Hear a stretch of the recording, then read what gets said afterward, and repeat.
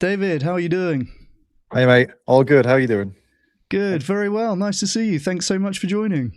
Yeah, man, it's a pleasure. I've been following your work on LinkedIn and a couple of your I think I saw one of your debates and yeah, some of the stuff you've been doing. It's been interesting to see. You only started recently, right? Doing the YouTube stuff.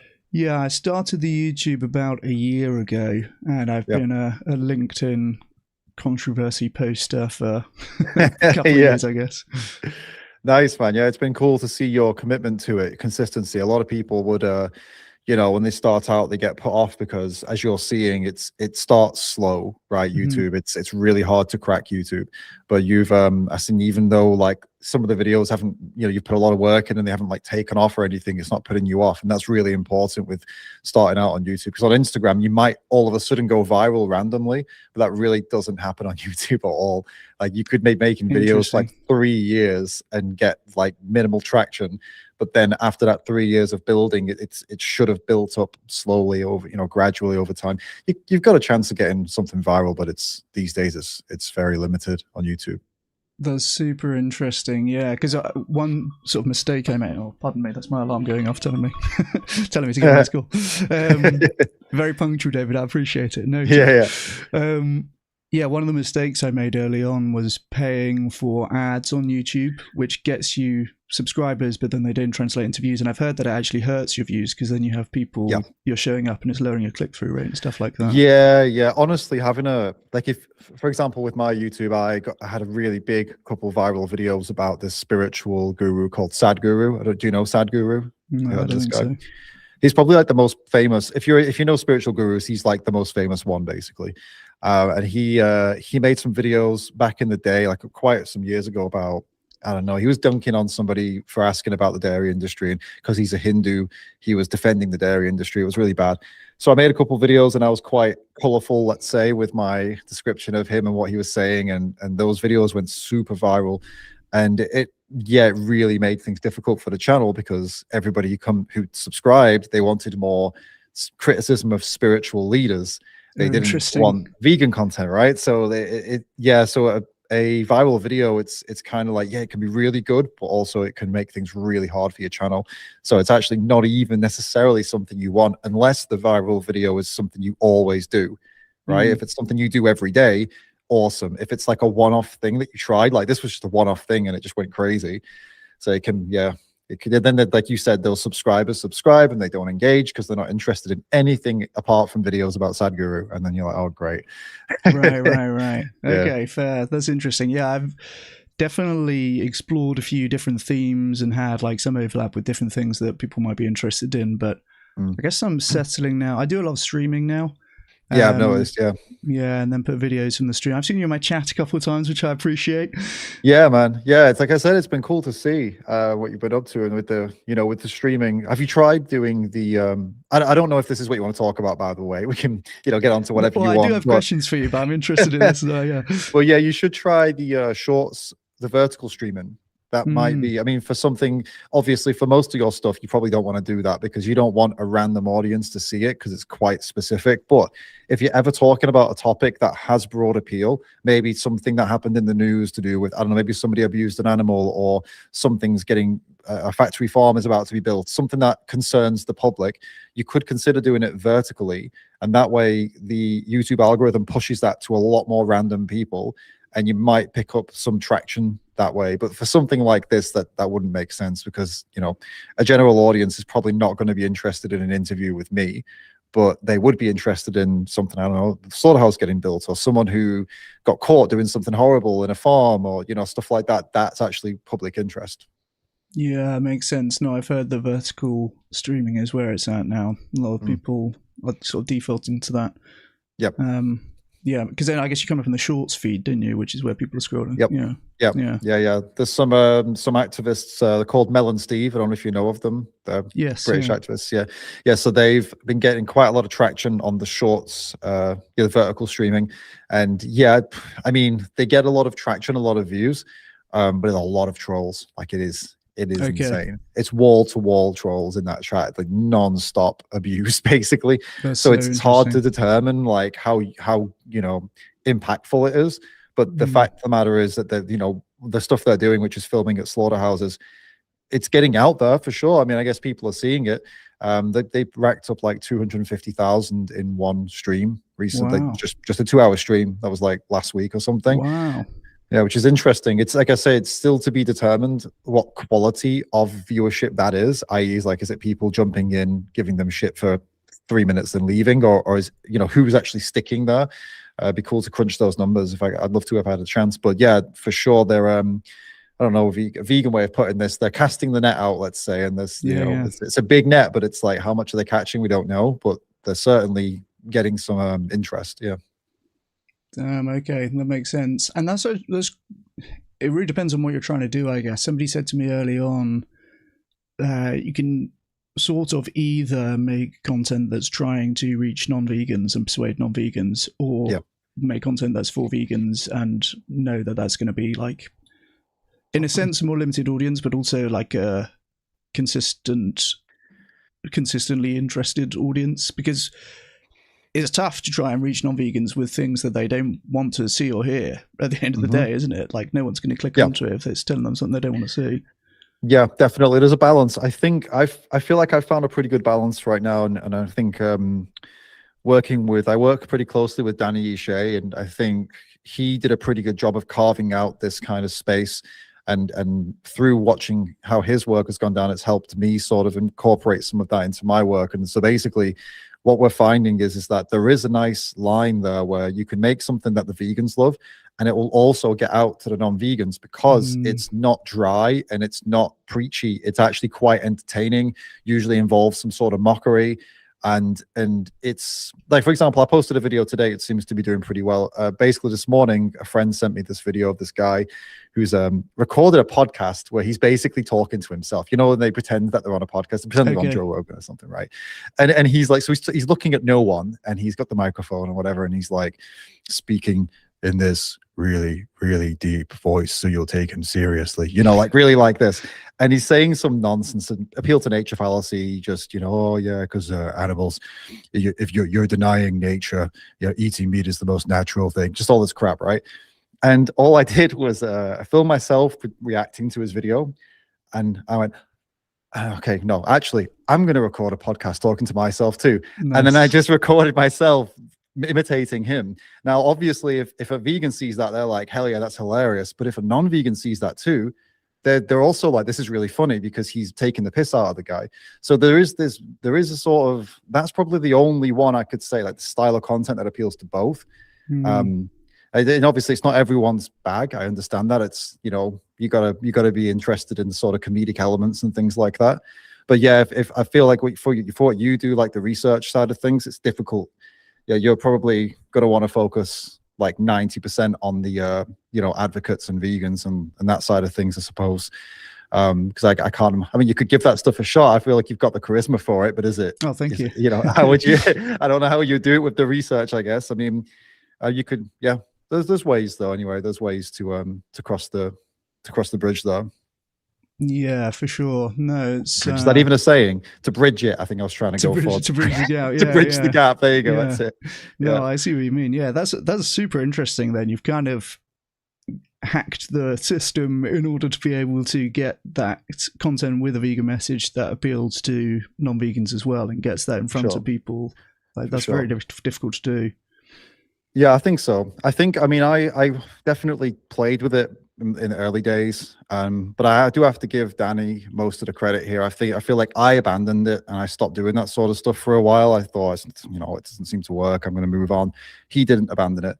He nailed it, and then I came back. So like, I'm not the one who's deserving the credit for this. I feel like Danny did most of the heavy lifting and the testing, and I just came in for the the last sprint to reap the spoils. Yeah, exactly. That's he so did a great job though. Yeah, it's cool hearing about like how you work out the different niches and approaches and what works, and I guess all of that has changed a lot as the technology's moved on as well. But as it happens, we're circling my first question for you, David. So it's as if we planned it. Oh, nice. Perfect. Yeah. One thing I appreciate about you, and there are many, but you're this very... is sounding great already. You're very much committed to pragmatism, I would say, in your animal advocacy. Sorry, wait, you cut out for a minute. I missed what you said. You said committed to, and then for some reason it dropped out. Oh, sorry. Yeah, I think it skipped a little bit in mine as well. Okay. Let me know in the chat if we're good. You're very much committed to pragmatism in animal advocacy, which is something that we definitely share. A pragmatic approach is a huge problem. We have to kind of do what works. Why is pragmatism important to you? Just talk a bit about that.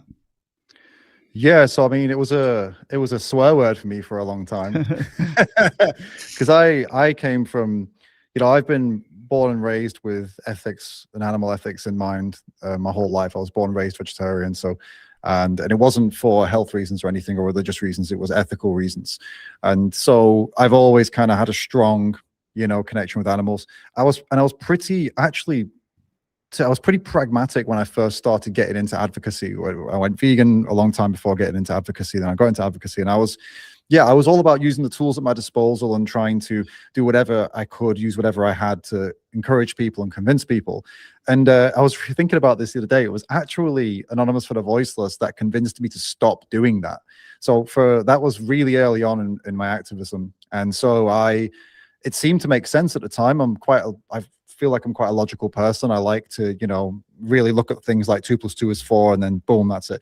And the way they explained it, it seemed to make 2 and 2 is 4. That, don't talk about health or environment, don't talk about anything other than veganism as the end goal, because ultimately this is the best way to get people to move, and this is why. And it sounded like it made sense. So I didn't really question it. I thought, you know what? These people have been doing it longer than me. They must know what they're talking about. And I just kind of wholesale bought into it. And I did that for a long time. That was kind of the way I advocated for a very, very long time. And it was only, it's kind of embarrassing. After a very long time of that, I actually started to look at the data and behavioral research after learning about Tobias Lehner. And I thought he was like, I thought pragmatism was a swear word, and I thought Tobias Lehner was the king of what's wrong with advocacy. I really thought never read anything by him. I was just told that guy's not a real vegan and all this sort of thing. And I was at a conference and I watched him talk, and I was like, oh my God, this guy's not at all what I thought he was. He's been in this for 20 years, and he seems really passionate and actually not at all apologetic. Like, people were telling me, he's like, oh, you just apologize for being vegan. It's like, no. He's just trying to look for the best ways to get people to change. And it appealed to me more than I expected. And so I went and read his book and looked into the research he was quoting and compared his research against other advocates. And I think, what's his name? What's the author who's the opposite of Tobias Lehner? Casey Taft, that's the one, Casey Taft. And he wrote a book that's polar opposite of Tobias's. And so I kind of analyzed both of their books with the help of AI and kind of went through and looked at all the research and whose research stood up better to scrutiny. And it was Tobias's pretty much across the board, because Casey's was misapplied. And long story short, he uses clinical psychology research and stuff with abusers to kind of guide on how to do vegan advocacy.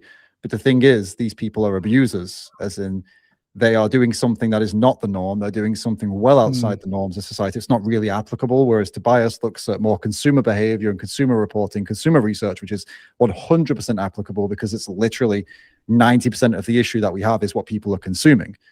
And so, yeah, that's pretty much, this story of kind of how I came to where I am now, where I still hold the same beliefs I always did. I'm very, very firm and passionate in that I don't just want bigger cages or better conditions. That stuff does not interest me at all, unless it serves the ultimate goal of getting these industries completely stopped and stopping all of this exploitation. But whereas beforehand, I would not even entertain it as a strategy, that's what's changed. Now, if a strategy gets us closer to there, I'm all on board. If someone's doing this strategy for the sake of the strategy, as in like, oh, let's make the cages bigger because it's better for the animal, no, I'm not interested. Unless you can show me how that's going to lead us closer to a place where the animal doesn't exist anymore, as in they weren't bred in the first place, I'm not interested. So it's like pragmatism with caveats, I suppose. But a good way to describe it. Okay, that's super interesting. It's so fascinating to me seeing like the kind of range of views across the advocacy space and the nuances to them and stuff like this. Because yeah, something I often talk about is exactly on the last point you're saying there, the cage-free systems, for example. I mean, I do think that it's better if the animals are in better conditions than worse conditions. I can see why some people are allergic to that kind of framing, particularly if you're used to vegan advocacy, where that's kind of the main excuse that people bring oftentimes, right? Well, we only get free range or whatever, right? I can see how people are running the software of saying, okay, you always have to say that's bad, basically. But yes, exactly as you alluded to, it's increasing the cost of production the higher the standards are, and therefore you're also actually reducing the number of animals farmed as well. I also don't think that it, a lot of vegans can worry that it will sort of satiate people's guilt and therefore increase demand or sort of cushion demand and not decrease it as much as we might hope. But I don't think that's the case from what I've seen. Right. Yeah, I've heard that before as well, and it's a theory, but I've never seen anything that really backs it up. And even if that were the case, it can still factor into a strategy that includes these things. So if we say, look, yes, the higher welfare makes it harder for them to operate, makes it more expensive, but it also makes people feel more comfortable. Well, okay, then let's factor that into the strategy. There's a trade-off, exactly. Right, exactly. It's a trade-off, exactly. That's all it is. And I think it would still be would still be a good strategy despite that. But I'm not too convinced by it. It's one of those things that I used to say too, and I think it just sounds really good and right. And I think, unfortunately, I did this all the time. If something sounded good, it was just sort of, that's it. I guess I believe it then. And I even said this sort of thing without ever even questioning it. And yeah, it's not great. I think a lot of people in our movement do that. And unfortunately, any sort of challenge, no matter how nicely you do it, it's perceived as being apologetic. And that's kind of where I was at before too. I thought it was apologetic to even consider these things, to even consider a strategy that might not involve a straight up vegan message. I viewed that as soft and no good at all. It's just letting the animals down. And the reality is life isn't that black and white. There is a lot of gray, and there's a lot of different ways to work. By the way, I just want to clarify, earlier on I said Anonymous for the Voiceless sent me in that direction. I don't think that was I don't see that as a necessarily negative thing. It was just a descriptive point. I think groups like Anonymous for the Voiceless have their place in 100%. All of this.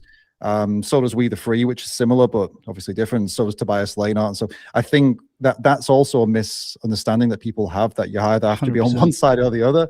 And it's like, well, no, you can it's an umbrella. You can it's like a network of a matrix or something of different types of advocacy, and it can all work together if we just open our eyes a little bit, open our arms, open our hearts, Chris.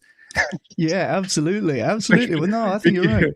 We can operate as a cohesive unit despite not agreeing on strategies, but we can see how our strategies overlap and can help each other, even if we don't agree with whatever, we wouldn't do it ourselves. Let's say, whatever they're doing, I wouldn't do that, but I also see how that can benefit what I'm doing, and vice 100%, versa.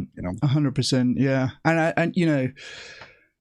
I had a conversation recently with this guy Roger Yates, who is very much like a vegan advocate, and that we can't dilute the message, and that's we've got to be completely right on that.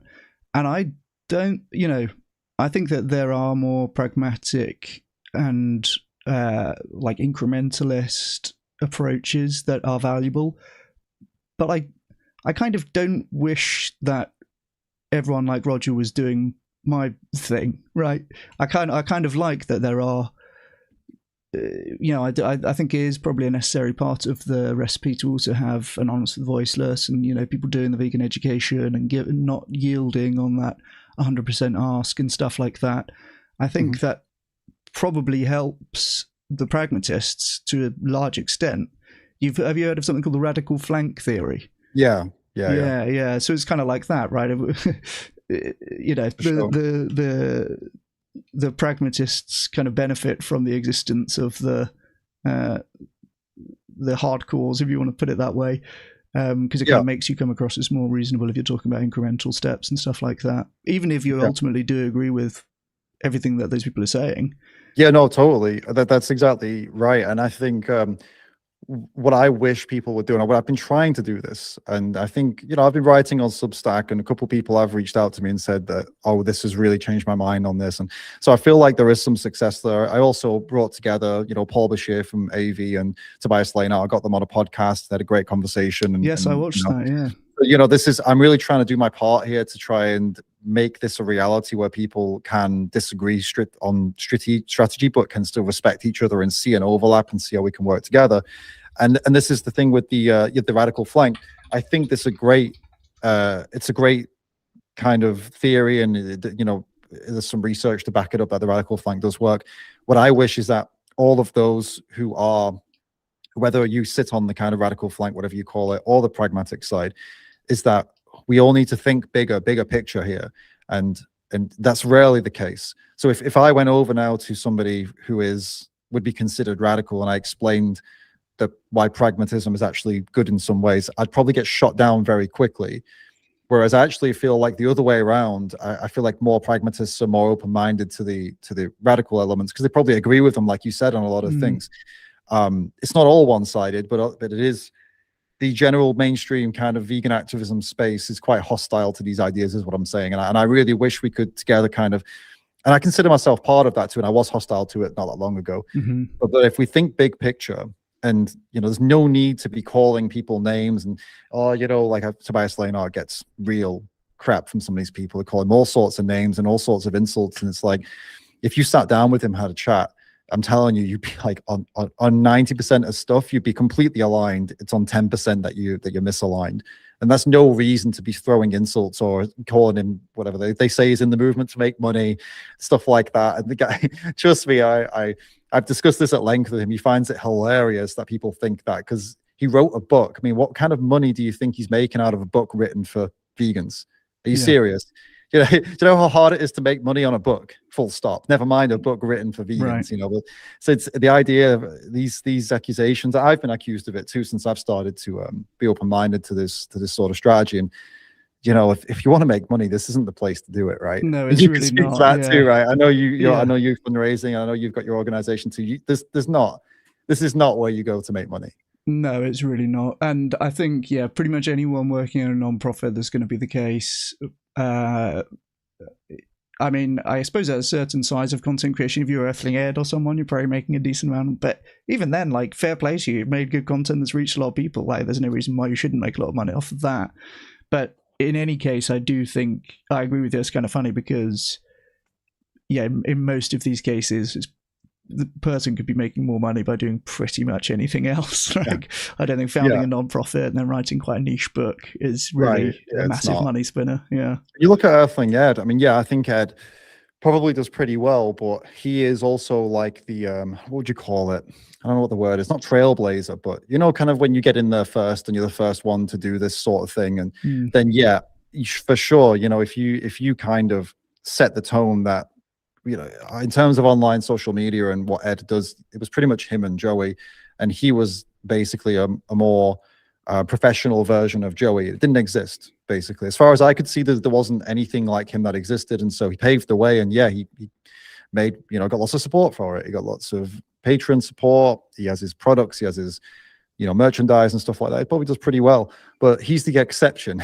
There's no one else that's living that life in animal advocacy or vegan advocacy, to my knowledge, that Ed has. I'm not even saying that he lives a luxurious life. I'm just saying he's probably pretty comfortable, and that's a rarity in this world of vegan and animal advocacy work. It's usually a lot of fundraising and a lot of stress on how you're gonna survive the next month. I would say so.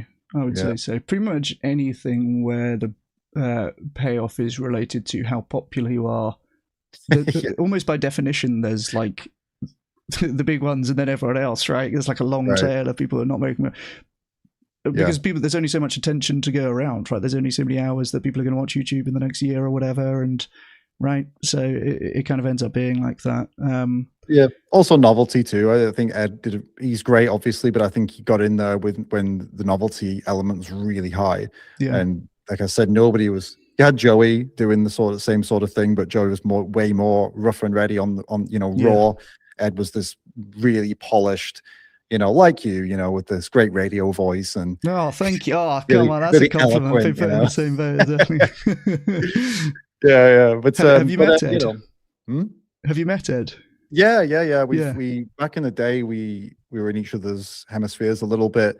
There was a cool night where we this is just me showing off, just hanging out with Ed and the gang. But back when I was I didn't really know any of like Ed or Joey or any of these kind of guys that had just kind of seen him around. But we got invited back to Ed's restaurant, and it was like a closed door thing that we just nice. just all hanging out together and having dinner. That was really cool. That was back in like 2018, 19, something like that. Well, that's very cool. That's you must have felt like, oh, I've made it. It was cool. Yeah, it was nice. It was weird now because I still don't really know Ed, but I'm a lot closer to Joey now. We've done a lot of work together and we're mates now. But it's so weird thinking back then how nervous I was around Joey, and then now it's just Joey. It's funny how that works, and I always kind of tell it's something I've it's really helped me when I meet people who say, "Oh, I love you. I watch all your videos and stuff like that." It's helped me to kind of handle it a bit better because I know how it feels, and I know to just kind of try and play it all down like, hey, I'm just a guy like you, let's all take it easy. There's no need to be nervous, because realistically, these people that you put up there, like I looked up to Joey, I suppose, as like, oh, there's this big important activist. He's just Joey. He's just a guy. Yeah, you know what I mean. Absolutely. We're all just out here, like even all the biggest celebrities in the world, they're just people. 100%. My mate used to always say, even the Queen has a poo every day. Yeah, exactly right, exactly. But once you've been on both sides of this, like it really kind of like sobers you up to it, and you're like, oh, it's not as big a deal as it felt, 100%. Yeah, even in research, it's kind of like it's different because it's a bit of a different game. But you go to a conference and you'll be like, oh my God, that's Toby Smith from Smith et al. And you'll be like fanboying for certain researchers. That's funny. Oh my God, are you this? And then once you publish a couple papers, you go to conferences as like a more senior researcher. You'll have people doing that to you. Go, oh yes, I am Chris Bryant. That's great. Right.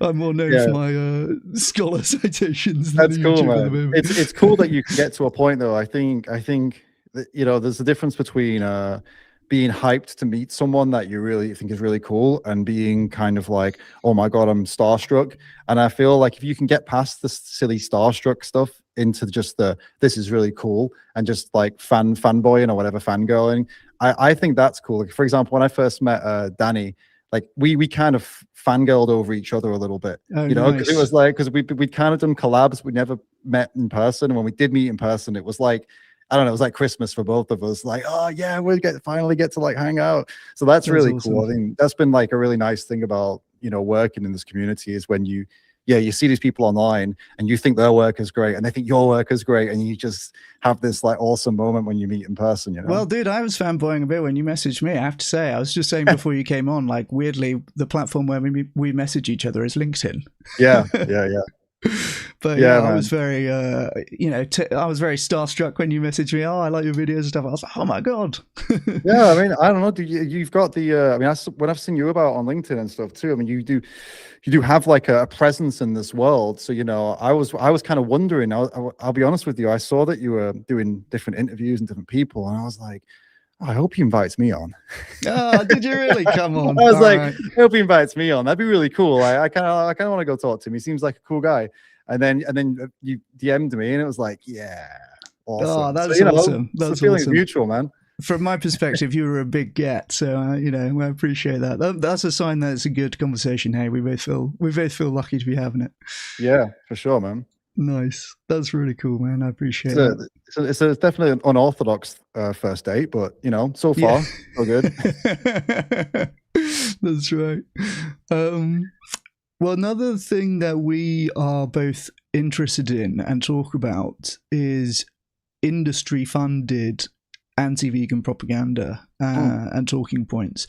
And, it makes total sense to me that the industry would do this. If some particular philosophy was a threat to my multi-billion-dollar business, I would probably also think it's worth spending a few million trying to shut them up and confuse them and like make them go the wrong way. Yep. What's your thoughts on that? And are people in the vegan movement aware of this? Are they well equipped to deal with it? How can we Yeah, just talk about Well, that. it's first off, it's not a conspiracy theory. It's happening, and we have evidence of it now that the MBA, the beef MBA, they put Yeah. together like a literal qualification on how to promote beef and deal with any detractors and all this sort of stuff. Very manipulative, deceitful. You learn these skills basically, how to talk, media training, this sort of thing. So that they are doing it. The thing we don't have evidence of, but is really suspected, is that they send people on social media to disinform people, misinform people. And for example, like, oh, I was vegan for X many years and it ruined my health, blah, blah, blah, stuff like that. And now I only eat this and I eat balanced and, all this sort of thing. The thing is, like, a good lie is close to what people actually say. So the thing is, Yes. they'll be looking, and I'm pretty much convinced here that they have gone over the social media or all the landscape. They've looked at the sort of things that people generally say to vegans that are convincing, and they just double down, triple down on that, make it even more convincing. But it's BS. They're making it up, and yeah. So I can't prove that they're doing that, but there was one guy on Reddit who claimed that he was paid to do that, but we can't verify Right. whether he was telling the truth or not. But yeah, so it's out there. Do vegans know how to do it? Are they aware of it? Definitely not. I don't think all vegans are aware of it. I think they should be. We should be well aware that this is happening. How to deal with it? I mean, it's hard to even know, because the thing is, you don't know whether the person that you're responding to is paid to do this or not. So it's really hard. But I think the way to deal with it on Instagram is very easy. If you see a comment that is doing this sort of thing of, I was vegan, or just promoting misinformation, very easy. Respond to the comment, debunking everything they've said, and then restrict the account. They can't respond. That's it. Done. Nice. Very easy on Instagram to deal with this. On all the other platforms, really hard, because yeah, if they keep coming back with more and more nonsense, it means you have to keep coming back to debunk it. And people don't have the time for that. I don't have the time for that, right? On Facebook or, Twitter, X, whatever, YouTube, Reddit, you don't have the time to keep going back and responding again and again and again and again. So it's really hard to know, to be honest with you. I can't give you like straight up advice. All I can say is if you are going to respond to these people, be clear. Try not to use like specialist language or language that would put off, because the thing is, people might be viewing it from the outside who are not involved in the conversation, but you've got a chance of convincing them. But you won't convince them if you use really heavy vegan loaded language. For example, I don't know, calling someone animal abuser, talking about speciesism, talking about, I don't know, just like really academic kind of vegan academic language. In my opinion, that stuff is quite niche, and I feel like it alienates people. But if you can talk in quite general language that people could generally understand and kind of support, you've got more of a chance of convincing the people coming along to see who's got the better argument. So that would be my biggest piece of advice, I suppose, if you're going to respond at all. Maybe just don't, if you really suspect that someone's doing this is like only for trolling, you could probably just delete the comment and block them if you don't have the time or patience for it. But if you spot it, if you spot the comment, I do that sometimes, but generally there's too many comments to even, watch out for that sort of thing. So I can't say I get to all of them, but yeah. Fair enough. Yeah. No, that makes a lot of sense. It's way easier to make a mess than it is to clean it up, basically. Good right. Point. Yeah. That's a good way of putting it. Yeah. Yeah. You can make a massive mess. Yeah. Yeah. And the thing is, once, I don't know, if people are vegans are, using social media and posting, I mean, you'll know that once the comment section gets going, if it really gets going, there's no way of staying on top of that. There's just no way at all. So I guess the best thing you can do is just keep on posting the content and, making sure whatever you post has the information, correctly stated and is convincing. And, you can't control the comments too much. So just make sure your post does most of the work, I suppose. Yeah, I guess on YouTube it's a nice advantage, or in like video format it's a nice advantage, because most people are not going to fire up the webcam and do a video response, but they'll go up to comment, but then it's like clearly way less effort and way fewer people engaging with it than the original content. But on platforms like LinkedIn, on Twitter or whatever, when it's just text versus text, then it's like, it can be a lot. People can think, oh well, there is some question there, even when there really isn't. But as well, kind of a mirror of the point you're making there, I think it is well worth commenting on the pro-meat people stuff and calling out where they're being misleading or getting it wrong, and there are some quite predictable things. Often before I do, like, my heart sinks when I see these posts. Ty Beale is one who posts a lot of stuff on LinkedIn that's kind of like basically pro meat. There's this guy called Malte Rubak who's the same, like posts all of these graphs and stuff, which are very pro meat in their content. And oftentimes I'll comment on there and I'll think, like, God knows if this is worth doing, basically. Like, you know, if the post's doing well, like, all right, well, I'll stick my comment and get my 2 cents in. And oftentimes when I've commented with that mindset, you end up being the most upvoted comment on the thread, and then that's right there next to what they've posted, and it's very worth doing. And I think there's so many moments where you're like, should I bother commenting, should I not, am I sure that I've got this right? I say back yourself and do it in those moments, because like more often than not that ends up being not only good and well appreciated content, but actually some of the best content, when it's kind of, in a sense, like taking a risk. Like, I'm going to disagree with this person, something that they're saying quite confidently, like the platform is crying out for that disagreement, you know? Yeah, I guess it depends. I mean, if it was something like what you do, which is, if someone's saying something and you look at it and you're like, that's wrong, here's why it's wrong. I think a lot of people, even neutrals who, you know, maybe eat meat and aren't at all interested in veganism, they appreciate a correction. Like, oh, that's really helpful. I'm glad this person corrected the record here. What they don't appreciate, I think this is where leaving that comment might not be good, is if someone is saying, hey, you know, eat a balanced diet, include animal products, and you say, you're a fucking murderer. You know, then you're going to win a couple of vegan upvotes, but you're not going to convince anyone with that. So, you know, think about what would a better way to be to say, instead of you're a fucking murderer, how could we transition that into something that is more palatable or easier to support for a wider audience? That you know, still has the animal message in mind, that you disagree. Something like I don't know, just something explaining. I tend to try to explain why consuming animal products is wrong when I'm going to do something like this. So it'd be something like, we all agree that hurting animals for entertainment purposes, like sports or just sadistic, cruel pleasure, is wrong. We put people in jail for that. But when it comes to what we eat, which is ultimately hurting animals for pleasure in the form of taste and habit, we suddenly don't agree with that anymore, and we all just do it. It doesn't really make any sense. Why don't we consider consuming animal-free products instead? As we care for animals so much, something like that. And then, you're going to get some people still trolling, but I feel like maybe not a lot of people would like it as well. But you're going to probably get I know from experience, I've had way more productive responses from something like that, where people have said, you know what, I eat meat, but you've got a point. That comment I've had so much more since I started to speak like this on social media. You know what, I'm not a vegan, but I can't argue with you at all. And this is really important that someone types that out. They didn't need to say anything, but they typed that out. 100%. Right? That person's on a different path now, versus, you know, you're a murderer. Like, okay, you're an animal murderer, you're an animal abuser, all this sort of thing. You're just going to get told to go F yourself. And I'm not convinced that that sort of thing is moving the needle that much as we think. It feels great. That's the thing. It feels like it moves the needle, right? Yeah. Feel it. Oh, the passion, right? But that's exactly it. You know, if we could just reformat that a little bit, translate it into something that's more easy to support, I feel like we'd get a bit further.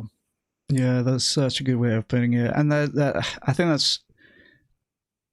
it's something that's really worth people letting that sink in, because it does feel good to be, you know, have that righteous indignation and like, I'm going to tell you what's right. It feels great.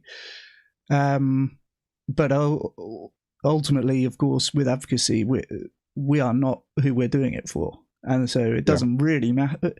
It matters how you feel about it as like an instrumental thing, right? Like if you enjoy what you're doing, you can do more of it and stuff like that. But that's very much secondary to like what's ultimately the impact on animals. And if you are doing something that feels really good for you, but is not helping animals, then you're better off doing nothing, basically, in some cases. Harsh words, but for sure, there's definitely some level where you get to where that would be the case. Yeah. And by the way, I don't speak on this as some sort of, you know, expert. I'm still testing and trialing things. I'm still working on these things. But since making that pivot, I can say it seems to be more positive. But this is not me dunking on you. If you know, if you are watching this, you are someone who's gone out there and telling people to F themselves and stuff like that. I don't judge you. I still do it sometimes. You know, Sure, yeah. I know logically that it's probably not a good thing to do, but I still do it. So I totally get it. I'm just trying. I'm trying to do things and see if things work a little better. I made a comment, for example, yesterday. I made a post about this lady. She was saying, "Oh, these people. There's a myth. They think that when lamb is a newborn baby sheep, right?" And she goes, "Well, if it was really a newborn baby sheep that we were killing, how would they be this big? You know, the leg of lamb. How would it be this big?" And I responded, "Because you kill them between 6 to 8 months old, which is about the equivalent of an 8-year-old human child," which actually was wrong, by the way. It's equivalent of a 4 to 6-year-old human child. I did my maths wrong, but anyway. So I posted that. Some guy responded, "Good. If you left them any longer, then they would be a ewe, right? Adult sheep." And I checked his account, and he's a hunter. And there's pictures of him in England, by the way, English hunter, posing with deers that he's killed. And one of them was like a baby deer. He'd literally gone and hunted a baby deer. And so obviously I wanted to respond to him. And I had, what did I want to say? You can imagine, right? I wanted to say all the things. And instead I went for, I said, "I hope one day you look back in shame when you think about all the animals you've killed, including baby animals." And I said, you should go spend some time on, and I tagged Hunter. I don't know if you know Hunter, the ex-hunter who's now animal activist. He goes as Empty Cages on Instagram. His name's Hunter Toby. And so I tagged his account and said, you should go look at this guy's account. And then I restricted him, obviously, so he couldn't respond. It's the ultimate. It's such a good thing on Instagram to do, by the way. Just avoid them. You know, they can't come back after that. And I felt like that was a much better version of what I wanted to say. That has the same impact. The kind of like, you should be ashamed of yourself, but phrased a little different. Like, I hope one day you look back in shame. It's sort of more like a, you know, it's like I don't know what the word is. It's optimistic.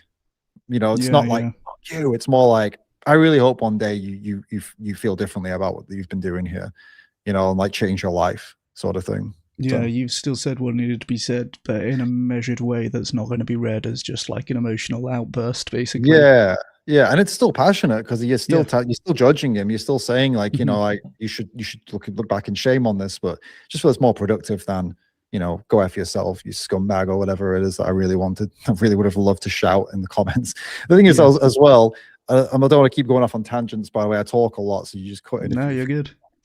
But yeah, you got to watch yourself on Instagram and other platforms. If you straight up insult people, there is a risk of them putting like issues with your account. Instagram's quite sensitive. They'll allow people to call you the N-word or whatever. There are loads of racist abuse, and sexist abuse. But if I call someone a name because I have a big account, they will immediately get on that. Really? Oh, interesting. Right. So just be aware of that on Instagram. They're very random with how they do this sort of thing. But yeah, I've seen some horrible racist stuff on Instagram that's got millions of views, and I'm like, I can't call someone an asshole without a problem, but they can make that video that has like 1 million views and it's super racist. I don't get it, but yeah, that's crazy. Well, they must just they must just enforce the rules more toughly the bigger your account is, basically, as that sounds like.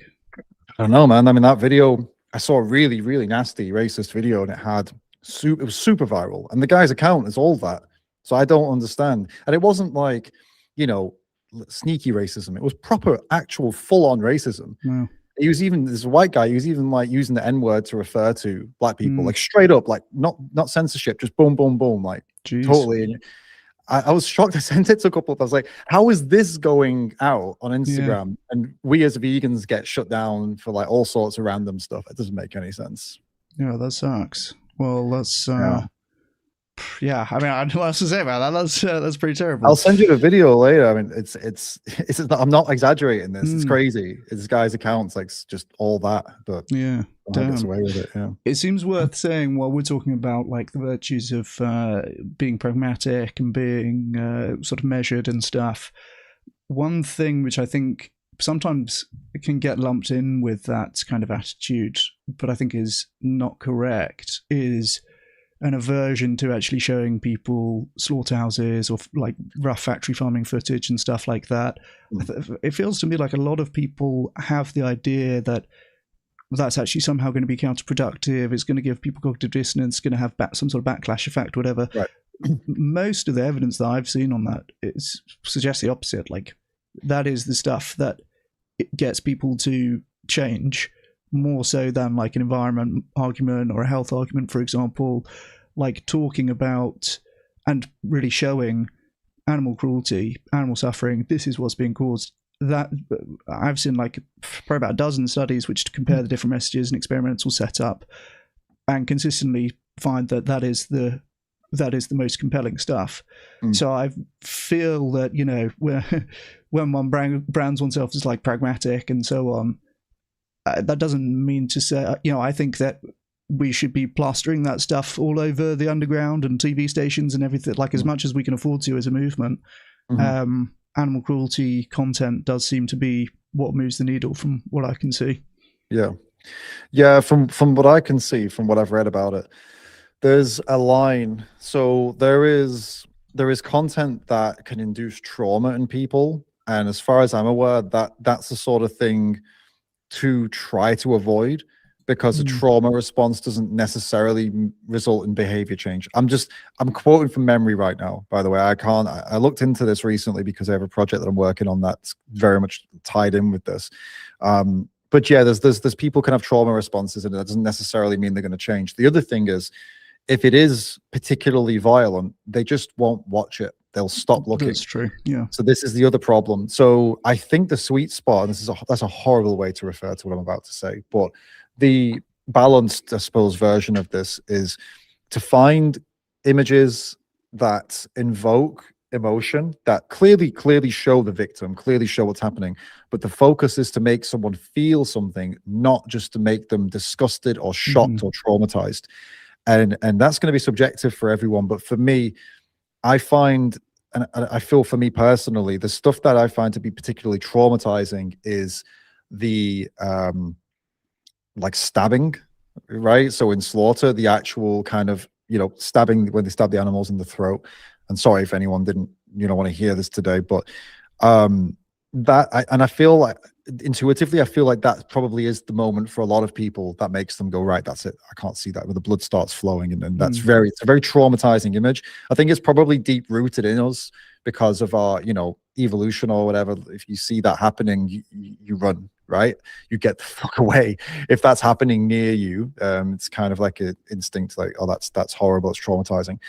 But what you can use more, and I feel like this one is backed up with the research, is sadness. So, you know, an animal in a cage and focusing on their eyes and showing their emotions, describing their emotions, describing their situation, that is very impactful for people. I think they don't tend to look away as much. They tend to be more comfortable with sitting with the sadness and the deep emotion. And it's not like a jump scare, like, you know, it's more like, oh my God, this really is affecting me. This is really horrible. And I think there's more than enough of that going on in animal agriculture for us to use. In terms of, if you want to talk about, you know, slaughter, showing slaughter, something we've been thinking about with our projects is censorship. Because actually, I don't know if you've realized this, but when I say it, you'll probably get it. When something's on the news, right, and something's happened to somebody, or they're showing something that's happened in some war-torn country or something, does the censorship make it feel more serious to you? Does it make it feel like, wow, it's so bad they must censor it? Or do you feel like you're missing something? Or you know, how do you normally respond to that? It's an interesting question. Yeah, I guess there definitely is a component of it where the version that you can imagine might be more vivid or sort of haunting than if you saw the actual thing, right? Right. So the slight sort of, I suppose, I don't know what you call it, like manipulation of the image to sort of blur out exactly what's happening there. Yeah, it leaves your imagination to kind of work on it. You avoid the trauma, you avoid the shock jump scare. You can watch the image for longer, and you can imagine what's happening behind that censorship. And so we're kind of looking into that now and looking into is there any data behind this? Is there, if they kind of looked into this sort of thing? And I think there's something there. It's not something I've really seen used much within advocacy and as a tool, because I imagine some things have been censored simply to get it on TV or whatever, but there is potentially an advocacy tool here in that the censorship might make it even more, well, easier to watch, but also more disturbing because it's so bad you have to imagine it, and you can hear it, right, still. So whatever's happening is still happening. So if there's an animal being hurt and screaming, but you can't see it, maybe that's more impactful than just straight up shocking somebody with blood and guts and making them go, oh my God, and turn away, you know? Yeah, that's super interesting. I don't think I've seen anything, because I appreciate this response, by the way, because it's quite on the specifics of like within the category of animal cruelty, which type of imagery or approaches to that are going to be impactful. And definitely the avoidance thing is tough. I think the article that I wrote about this on the Vegan Society website is called something like animal cruelty images are persuasive if we can overcome avoidance. And that's exactly right. People were going to want to look the other way, right? So it is very difficult. Yeah. I guess, sorry, to answer your question about pragmatism, yeah, basically this, yeah, basically your question was not this. I got into the details of it, I'm realizing now, but yeah, no, for sure. Even if someone considers themselves to be the biggest pragmatist, they should still be using this, you know, videos and images from these places. I've never met anyone within the pragmatic side of advocacy that disagrees with that, by the way. So I'm yet to meet. If somebody wants to kind of bring it to me and say like, oh no, we shouldn't use it ever, I'd like to hear the argument for that. Like, don't use any images or videos of animals in these places ever. That wouldn't make sense to me. Is there just do you know somebody who believes that? Funnily enough, the people who I have heard saying this are in some ways people who I feel like you ought to know better almost. There's almost a thing where people try to like over intellectualize things, I find. Like it's kind of if you're a particular type of person, it's kind of a seductive framing to say, well, you know, you would think that this is really impactful and a good thing to do, but actually counterintuitively there's this other stuff going on. But in some cases it really just is as simple as it looks. Like, yeah, if you show people the grim factory farming stuff, they'll understand that they don't want to support that. That's it. Yes, okay, there could be some cognitive dissonance, people increase their beliefs that support meat eating in response to and stuff like this, but like overall, one of the ways of resolving that dissonance is to change the behavior. And like when you look at experimental evidence, that seems to be more compelling than other approaches. And the other thing I always think about this as well is we seem to totally get this in a bunch of different domains.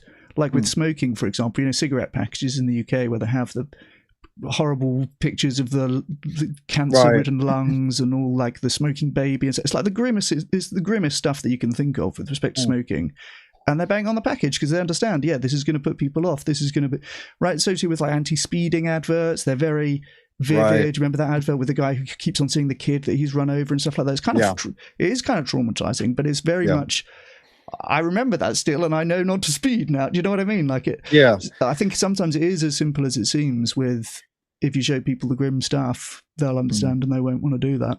Yeah, I saw a weird Australian ad the other day. It was from the 90s. Apparently, they used a lot of these ones. Basically, it's just this woman just kind of getting ready in her house, and it was like filmed as like an ad for another product or something. You know, yeah, you know, use this product and and then she just falls over and smashes her face off the floor. And then it was an ad to advertise. I think it was saying to be careful around the home, like to keep your home safe and don't leave things on the floor or something. What? Maybe in Australia they were having an epidemic of people falling over in their houses. I don't know. It's a horrible ad. It was like absolutely brutal. I don't. Maybe it was a you know, a fake ad for like comedy or something. But I didn't look like it. Yeah. So yeah, in lots of different places they use this sort of thing, but I think the as far as I can see, that's actually softened up nowadays. I don't think they do that sort of stuff anymore, but because they realize it's traumatizing generations of children with these TV ads, you know, of people getting. There was one ad where there was a car crash and the person in the back seat smashes the person in the front seat. That one stuck with me. They are traumatizing because I still remember it now. I watched that as a kid. So yeah, I mean, if we can get these sort of ads out there that, yeah, I suppose not traumatize people, but that stay with people. This is the thing. You need to have staying power. Whatever you're doing has to have staying power. And it doesn't necessarily need to be traumatizing. It probably shouldn't be traumatizing to have that sticking power. I know Project Slingshot is going to be doing a lot of this. You know about that, right? Yes, yeah. I'm never sure how much of that is already public. They're very public. I mean, Yeah, well, I know okay. they're launching next week, I think. Like That's right. Yeah, on Monday. But yeah, we can just say what it is. It's an anti-factory farming campaign, but I suppose we can't talk about is what they're going to do, but it's yeah, it's really exciting, and they're going to be utilizing a lot of what we just talked about, really, like trying to get sticky messages out without traumatizing people. Yeah, I think their messaging is really, really good. Yeah. Their ads, I think, are just like saying what needs to be said in a way that's going to be memorable. And that is one of the things I'm very optimistic, really, about the next year, I'll say, for veganism and for animals broadly, particularly in the UK. I think that's one of, like, I think at least 3 different quite large, well-funded campaigns that are going to be getting the message out there, which I don't know I don't know how much you know about this, but to me it seems that there really normally isn't really any of that, or there might be kind of occasional isolated billboards or whatever else. There used to be Go Vegan World billboards. They were getting to be quite common around 2018, 19, 2020. Yeah. But you don't see that many of them these days. There were bus adverts and all that kind of stuff. Yeah. You don't quite see as much of it now. I think that that's really what we should be doing, just having that message, like put it in front of people as frequently and as graphically as we're allowed to and can afford to, basically. But yeah, there's a few of those big kind of campaigns coming up, and that's big cause for hope in my mind. Yeah, for sure. I think what Slingshot is doing is really good, and I think it's unique because the way that they'll do it, it's going to have the sticky impact, something that stays with people, but the ask that they're going to have along with it is not going to be something that immediately triggers reactivity in people, like a negative response, which is unfortunately stuff like Go Vegan World. We love it as vegans, but ultimately, you know, just having some sad animal image and Go Vegan across the bottom, just a lot of people will be moved by it, sure, but a lot of people just can get pissed off by it because this, unfortunately, the our opposition has kind of won the culture war, basically, and they've managed to brand vegans as these annoying people trying to ruin everyone's fun, and that's an unfortunate reality. I think we have to just kind of acknowledge, you know what I mean? We have to acknowledge that they've won the culture war there for the most part. And so what Project Slingshot is doing is, okay, we're going to do banners, we're going to do this sort of big push, but the message isn't going to be a message that plays into that culture war anymore. It's completely apolitical. It's not involved in any sort of philosophy, whether it be, you know, veganism or whatever it is. It's not involved in left-wing politics, right-wing politics. It is just a straight up, completely aside from all of that, simple message that they're going to be using. And I'm really keen to see how this pans out, because I think, you know, hypothetically, it should work. It should work really well because of that. But there's also still the risk that people will just politicize it anyway. You know what I mean? It's a very simple message and it doesn't have any sort of vegan connotation to it or anything, but people will probably still say, oh, it's just a vegan thing. That is a risk, but we'll see how they manage it, you know? Yeah. I think this sort of change in framing to thinking about it in terms of factory farms is super valuable, because exactly as you say, like if you frame it in terms of veganism, then 90% of people will disagree. But if you frame it in terms of factory farming, 90% of people agree with us. Like nobody, right? And you'll know this from having had conversations. Nobody actually wants to defend the factory farm. They want to defend the idealized high welfare version and say, you know, in some it could be okay. But almost all animal products coming from factory farms. So why are we even talking about the high welfare stuff? I feel like it's a complete misdirection, really. They don't and I know, think if you you know. can keep it focused on factory farms, that's what we need to do. Definitely. I agree with you. I think it's a low-hanging fruit and something that hasn't been properly explored yet by mainstream animal advocacy, by the mainstream vegan movement. And it's almost, again, it's like a curse word, like I said earlier, pragmatism, curse word, Tobias Leinart, curse word. And I think factory farming also for a lot of people is a curse word, because they say it makes it seem like there is another version of farming that's better. Yeah. It's like, okay, but that might be the case, that okay, we should talk about all farming because it's all bad. Okay, I mean, you are correct, it's all bad. There's no denying that you're correct there. But in terms of dealing with the type of farming that supplies the majority of the world with the majority of animal products, that's factory farming. If we're going to look at this strategically, and we're going to have to break this down piece by piece, because it's not just going to be everyone's not vegan and then everyone's vegan, right? That's not the if that's your strategy, it's I'm sorry, you got to get to reality a little bit here, because that's not going to happen. It's going to be a process of various wins, like probably like 100,000 wins before we get anywhere near a vegan world. Minimum 100,000 wins, probably closer to like 500,000 wins. Do you know what I mean? Incremental wins. Yeah. And dealing with factory farming would be one of those. That'd be a huge one, actually, because you understand, if it didn't exist anymore, do you know how hard it would be for people to consume animal products at any sort of cost that they could afford it? The farms themselves to operate anymore would be so hard. A society without factory farming would be majority plant-based nutrition. Like, that's how people would be getting most of their nutrition. That is obviously a very big step on the way to where we want to be. And considering people tend to be already against it, I mean, the industry's only recourse here is to say, actually, guys, factory farming's awesome. They're not going to say that because they know people are disgusted by it. They could try to move the narrative, but we have all of the evidence to show why it's disgraceful. You have, all the things they do.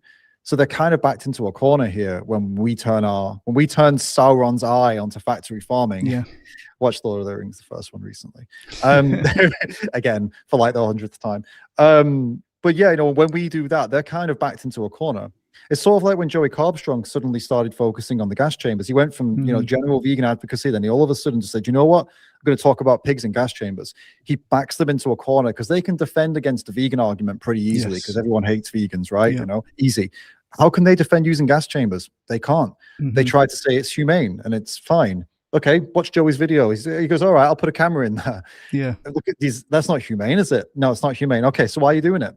Oh, it's too expensive. Ah, got you. It's too expensive to change. Thanks for telling the truth, assholes. And everybody now sees the truth, right? Because they got backed into a corner. So this is what the folks on factory farming can also do. Backs them into a corner where they've nowhere else to go. Can't defend it. Can't defend factory farming. Yeah, 100%. One of the things I like to think about is this framing of what would like an undercover meat industry operative say or do if they were at the vegan conference or in the vegan communities and trying to make more animals be factory farmed, basically try and make vegans less effective. And I think in this case, and a bit of context on this, obviously you'd have to be saying stuff that is like believably something that a vegan might say. You couldn't just say, hey, everyone should eat meat and like forget about it. You'd have to be like, what's some things that conceivably vegans might believe, but actually it's going to be very harmful to animals. And I think in this case, like that insistence of, hey, don't make it be about factory farms, make it be about all, like that's such an unhelpful thing. Like if we're trying to strategically say, look, factory farms are 90% of the animals produced, they're more than 90% of the animal suffering. If we don't have factory farms, you're going to have a massive reduction in animal product consumption in general. It makes so much sense as something to focus on. The public's on side against factory farms, whereas they're not on side of veganism. It makes so much sense as something you can get more than 90% of the outcome that you want with less than 10% of the opposition that you would otherwise get. Like, come on, it's such a slam dunk, right? But it's a no-brainer. There's a lot of things. I like that you put it in that context of what would an industry plan want us, push people to do. I think that's one of them. Don't tell them not to talk about factory farming. Tell them only to talk about make them tackle all of it at once. Right? That's not a good strategy, but that's what they would push you towards. Other things I think they would push you towards, and now we're touching on something that's a little bit an annoying, I suppose, area of being in this movement. But I think they would also be pushing you to use more academic language. I think they would push you to say things like, hey, when you're talking to people about animals, don't talk about abuse, don't talk about cruelty, don't talk about specific issues like gas chambers, don't talk about how they debeak them, don't talk about all the death just starvation and disease in the farms because there's so many chickens that they couldn't possibly make sure that they're all, you know, alive, and they have a certain percentage that are allowed to be dying and starving and legs breaking on the farms. Don't talk about any of that. Only talk about exploitation. Only talk about exploitation and, you know, bodily autonomy and rights. Only talk about those things. I think that's something else the industry would do, and I think they possibly are doing, because I see, you know, I'm sure a lot of people have really good hearts when they're saying stuff like this. I'm sure like there are legitimate vegan animal advocates who really, really believe this stuff. But if I were an industry plant, if I was looking to really mess with the movement and make it less effective, that's what I'd be saying. I'd be saying, don't use descriptive language. Don't try and appeal to people's, you know, sense of moral right or wrong. Just talk to them like you're like they're in a university philosophy class. Yeah. Right. Just that's how I've talked to everybody like that. You know, no matter 100%. Where their background is. You know, that's what I would be saying, because I know it wouldn't stick, because it wouldn't. 100%. You know, look at all the, you know, some of the smartest people in the world that deal with messaging, you know, public messaging, will tell you the same thing. You can state facts all day. No one cares.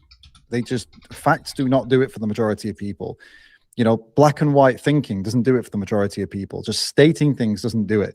You've got to make it sticky. You've got to put it in a way that makes them feel like they are part of whatever you're talking about. Like they feel something about what you're saying. They feel some way about it. That's the sort of language you've got to use. You've got to, well, again, a non-vegan, like a way to say it, you got to dangle the bait in front of them, right? They've got to want to come over to you and have like some sort of, I don't know, move your way. And you don't get there by simply just saying things that, you know, in an academic way, right? You've got to be descriptive. You've got to use emotion. You've got to have passion. You've got to, you know, get them interested in the things that, like for example, gas chambers, immediate interest for the vast majority of people, because they're like, whoa, what are they thinking about? We know what they're thinking about. A great way to get them into the conversation, because they care, they have some sort of interest, some passion, some sort of, you know, to tell people don't talk about that because that's welfarist and bad.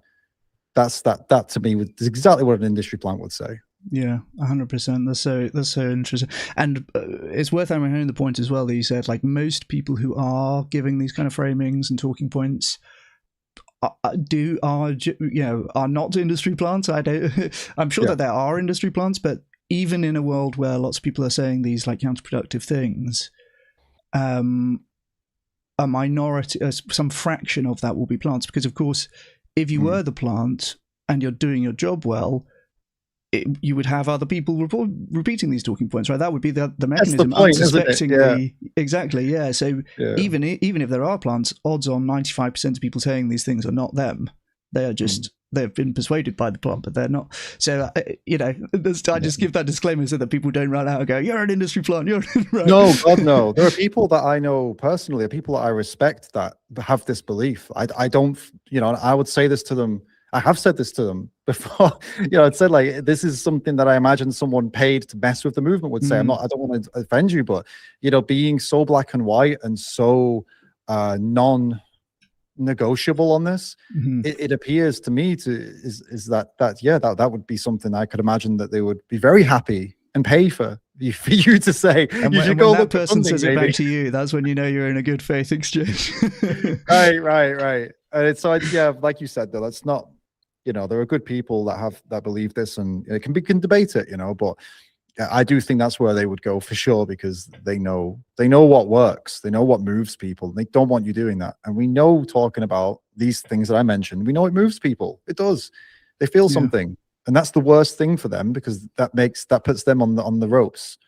Because now people are asking them, why do you use gas chambers? And like, oh my God, I don't want to be here, right? Yeah, the more specific and concrete the thing. I've actually never really thought about it in those terms, as you mentioned, with like exploitation and rights. Like, it is kind of esoteric, and it does kind of feel like vaguely communist or something. Do you know what I mean? It's very like not something that most people are going to feel they can relate to. That's just the association I have for exploitation, because I associate with people saying, "Oh, labor exploitation" and stuff like this, which is totally something that I'm like, that doesn't really. Yeah. Well, I did some research. You don't need to go by intuition. I did some research. Oh, great. Chris Bryant from Bryant Research. I actually looked into it using, well, AI did the research, I'll be honest, but whatever. Nice, based. We like Technically me. Yeah, basically on the words, the use of words in the English language, and I searched up exploitation. And yeah, it's predominantly used in an academic sense. That's mostly where it's used. And then where it's not used in an academic sense, they gave it a label. I can't remember what it was, but basically there's like 3 classes of words. And the number 1 is academic, number 2 is kind of like educated, let's say, and number 3 is like totally general use. And exploitation is predominantly in academic, secondarily in like educated language, and then third, it doesn't even appear in third. Like it's just not one of those words. And so yeah, I mean, just to get really nerdy about this sort of thing, I think we should try to make most of our language in that third category of just stuff that people talk about every day. And you can say exploitation, you can talk about it in a way that people understand it. You can explain it, spend a bit more time on it if you're in a conversation, right? Would you take advantage of someone who didn't understand what you were doing with them? For example, if you had someone who was like a little bit slow and you knew that you could get that guy to do stuff for you and he wouldn't understand, that you were getting him to do it for free, would you do it? Would you take advantage of him? No. Why not? Well, it'd be wrong. He doesn't know what he's doing. He doesn't understand the world. Great. That's what you're doing to animals. Right. So, you can explain it without going, you're exploiting them, because what does that mean? You have to explain exploitation to them. Well, just do away with the word and describe the actions. And then maybe after that say, yeah, what I've just described to you, this is exploitation. Have you heard of that? Maybe go that way around. Right. I would say, I don't know. I mean, this is again spitballing, but if you're really committed to explaining exploitation, using the word, I'd go that way. I'd make it more something that, people generally can get very quickly or feel something about. Yeah, no, that makes sense. One thing that I like about you as well is that you're very honest. You're clearly telling us what you really think, even if sometimes it might not be the most popular thing in vegan circles. And you've taken some positions that are against the presumed vegan orthodoxy, I guess, on things like anti-consumerism, like vegan definition purism, if I could say it like that. Now is not a good time ism. Some of the things that you've written and spoken about. Yeah. Does it bother you to be cancelled by other vegans? I mean, yeah, obviously. It's not nice. It's happened. You'd think I'd get used to it by now. It's happened so many times, but it's never nice, to be honest with you. But I think what's important is having a good group of people around you that will have your back and will tell you if you've messed up. If you get cancelled and you ask people close to you like that, will tell you the truth, and you say, have I done anything wrong? And if they're like, no, you're solid, then you feel a lot better about it. If they say, they can tell you, I feel like here you could have been a bit more, then you go, okay, then you go and correct the narrative. You could do another post and say, you know what? All right, I've had some words and here's where I'm at. But what I would never recommend for people to do is never listen to people who you don't have any respect for or don't know. Don't listen to them. So, if someone DMs you telling you, hey, here's why you need this, that, go look through their profile, see what kind of person they are, right? You'll find out very quickly whether there's somebody you should listen to or not. And if they're seem like a legit person, very fair and very reasonable with the sort of posting, commenting, and you don't know them still, but maybe give them 5 minutes if you feel like you don't have to. But usually the kind of people that DM you with giving you a bunch of crap or calling you out or whatever, they tend to have a history of doing that to a lot of people. And that's the kind of person you want to avoid like the plague. They're not interested in actually getting to the truth and helping. I feel like they do this sort of thing to try and elevate themselves. Maybe they've got some sort of issues with their self-confidence or whatever. I'm doing a lot of guesswork here, but I'm just saying that there are people out there that basically seem to make careers out of calling other people out. Avoid them like the plague. Listen to the close people to you. Ask the people closest to you to speak to you honestly. Tell them to call you out, right? They're the people you need to listen to, people you respect deeply. When they call you out, take it seriously. Don't fight them. Don't argue with them. Give them your points and have a discussion about it, but be honest with yourself. If they're right, they're right. Retract what you did or issue an apology or something. But, if you were flippant, if you messed up. But if you didn't mess up, And if everything's fine and you're getting cancelled anyway, don't give in to it. Just stick on, stay where you are, double down, push through it. It'll go away most of the time. People will move on, and you can keep talking about it if you want, but depends on what you've done and said. But yeah, some things stick longer than others. Be aware of that. But if you're right, you're right. It's sometimes it's uncomfortable, and sometimes people come around as well. We do turn a corner sometimes, and then you end up being right all along, and then people come back to you and say, "Oh my God, I'm so sorry. I was so horrible to you last year." And you're like, "Yeah, it was horrible, but thank you for coming back and apologizing." Well, that's very big of you. That happens a lot as well. So you don't say "fuck off." I'm not. Yeah, fuck you. Where were you when I needed some support, man? You made my life hell. No, it is how it is. Yeah, the world is changing constantly. Something that was acceptable yesterday is not acceptable today, and then you fall into a trap, and then all of a sudden everyone's calling you. You shouldn't have said that. You're bad or whatever. It's silly. It's a silly world, but yeah, you've got to just yeah. Like I say, if you mess up, you mess up. You find out you messed up, great, deal with it. If you didn't mess up, don't apologize ever, not even a little bit. Right? That's really important. If you didn't do anything wrong, don't say sorry ever. I can't stress that enough, because trust me, if you did nothing wrong and you say sorry, the ones who smell the blood, they want more, and they will come and they will come and they will come, and they won't stop, because now they know they've got you. You're wounded. You've said sorry. They see it as a weakness, and they'll come. Don't do it. Just stick to your guns if you're right. That's a really good distinction to make, yeah. And of course, in the moment, it's very difficult to know sometimes if you are right or right. You're kind of trying to work it out and say, but are there some things where you feel, well, either, or perhaps both, if you like, a big thing like that you got wrong and subsequently went back on, or were vindicated and shown to be right all along and people came back to you? You want to know one of those? Yeah, examples in either direction, I guess. I can get, okay, so I'll give you one where I got it wrong, maybe. Trying to think of a big one. Well, basically, back in the day, I did stuff like I made videos, a nasty video about Billie Eilish. I made a nasty video about Joaquin Phoenix. Was it nasty? Yeah, I was pretty critical. I made some pretty nasty videos about, I say nasty, I wasn't calling people names, but I was very, very like critical and really considering the things they'd done, it was too much, So I retracted those. I took a bunch of my videos down, which basically you could, when someone pulls a video down, it's pretty much like you're accepting that, like, okay, that was the concession, idea, right? Yeah, that's the yeah, exactly. But aside from that, I've never, like, I suppose I made an apology at one point. Yeah, I came out really strong on an issue. It was an interpersonal issue. I won't get into details, but I came out super strong on it because it was concerning a friend. And in hindsight, it was too heavy-handed, way too heavy-handed. So I realized that after some talking to some people, and I put out a post being like, yeah, I came in swinging way too hard. Like, that was wrong. That was a pretty big one. I don't think what I was saying was necessarily wrong. It was just the way it was phrased was like really insensitive, and it was stupid. I wanted to support my friend, but that wasn't the way to do it. So there was that.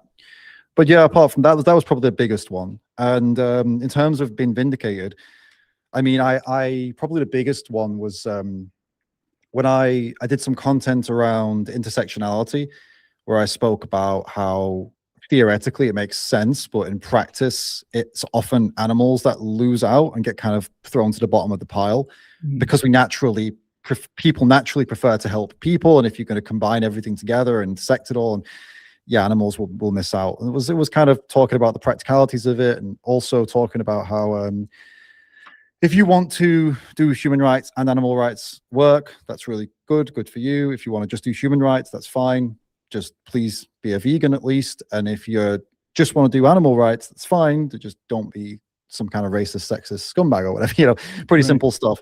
And I got a lot of flack for that. I got fired for that, actually, at the time. No way. Yeah. That seems like the least controversial. I don't know. To me, I don't know. That just seems so. Yeah, go on. This was in this is like 2018. So it's like the height of. It's like peak woke.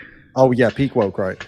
And yeah, that I for sure got vindicated for that. That came around, and then a lot of people who were angry back then are now like, yeah, okay, we see that kind of yeah, that was a crazy time. You know, people went crazy back then, but now looking back on it, a lot of people are more sensible. And yeah, I've had a couple comments Thank where God, like, oh, hey, that was meant big work was mad.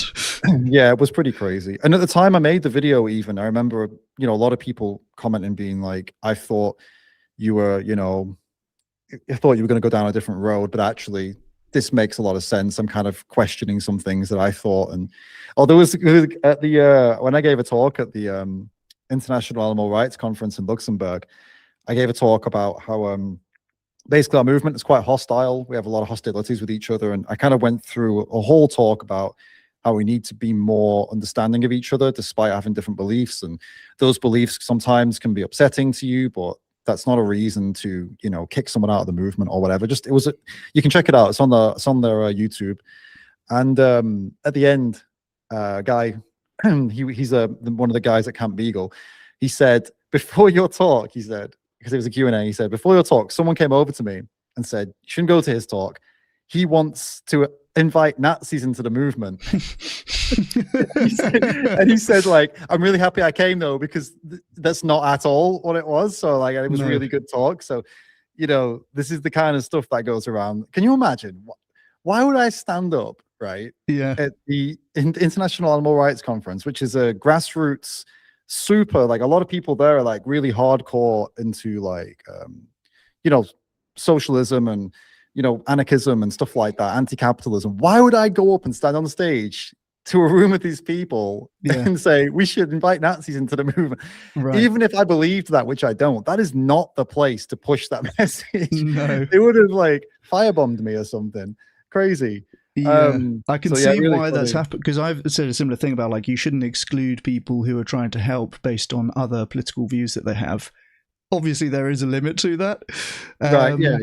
So it becomes like a paradox of tolerance kind of thing, right? Where you have to tolerate intolerance and stuff like that. I think basically I would just defer to being pragmatic on most of those things. Like if there is something which is going to be grossly offensive to most people, then you probably don't want those people advocating for that to be part of your movement. But if you have like mainstream conservatives who are coming with trying to give money to the movement or trying to promote animal rights or whatever it may be, I don't think that we should be in the business of excluding people for like pretty milquetoast political disagreements, right? This was basically my point, and it was and someone's taken that and gone, oh, you must support Nazis. And yeah. My main thing was that the things that you think about people and that you think they believe are usually not the case. And instead of jumping to conclusions and starting getting the pitchforks out, just invite the person to have a sit down and just have a discussion about it. And you'll probably find they're way more like you than they are the devil you've created in your mind. This was basically my main point. And if you sit down with them and it turns out actually they're pretty damn hateful, spiteful and nasty, then yeah, for practical reasons as well as, you know, principled reasons, you probably don't want them around. Okay, fair enough. You know, even if somebody was on your side politically about everything, but they were just a total piece of shit, like nasty, you'd kick them out just for being like that. So it doesn't even matter what political views they hold. If they're a terror to be around, you ask them not to come anymore.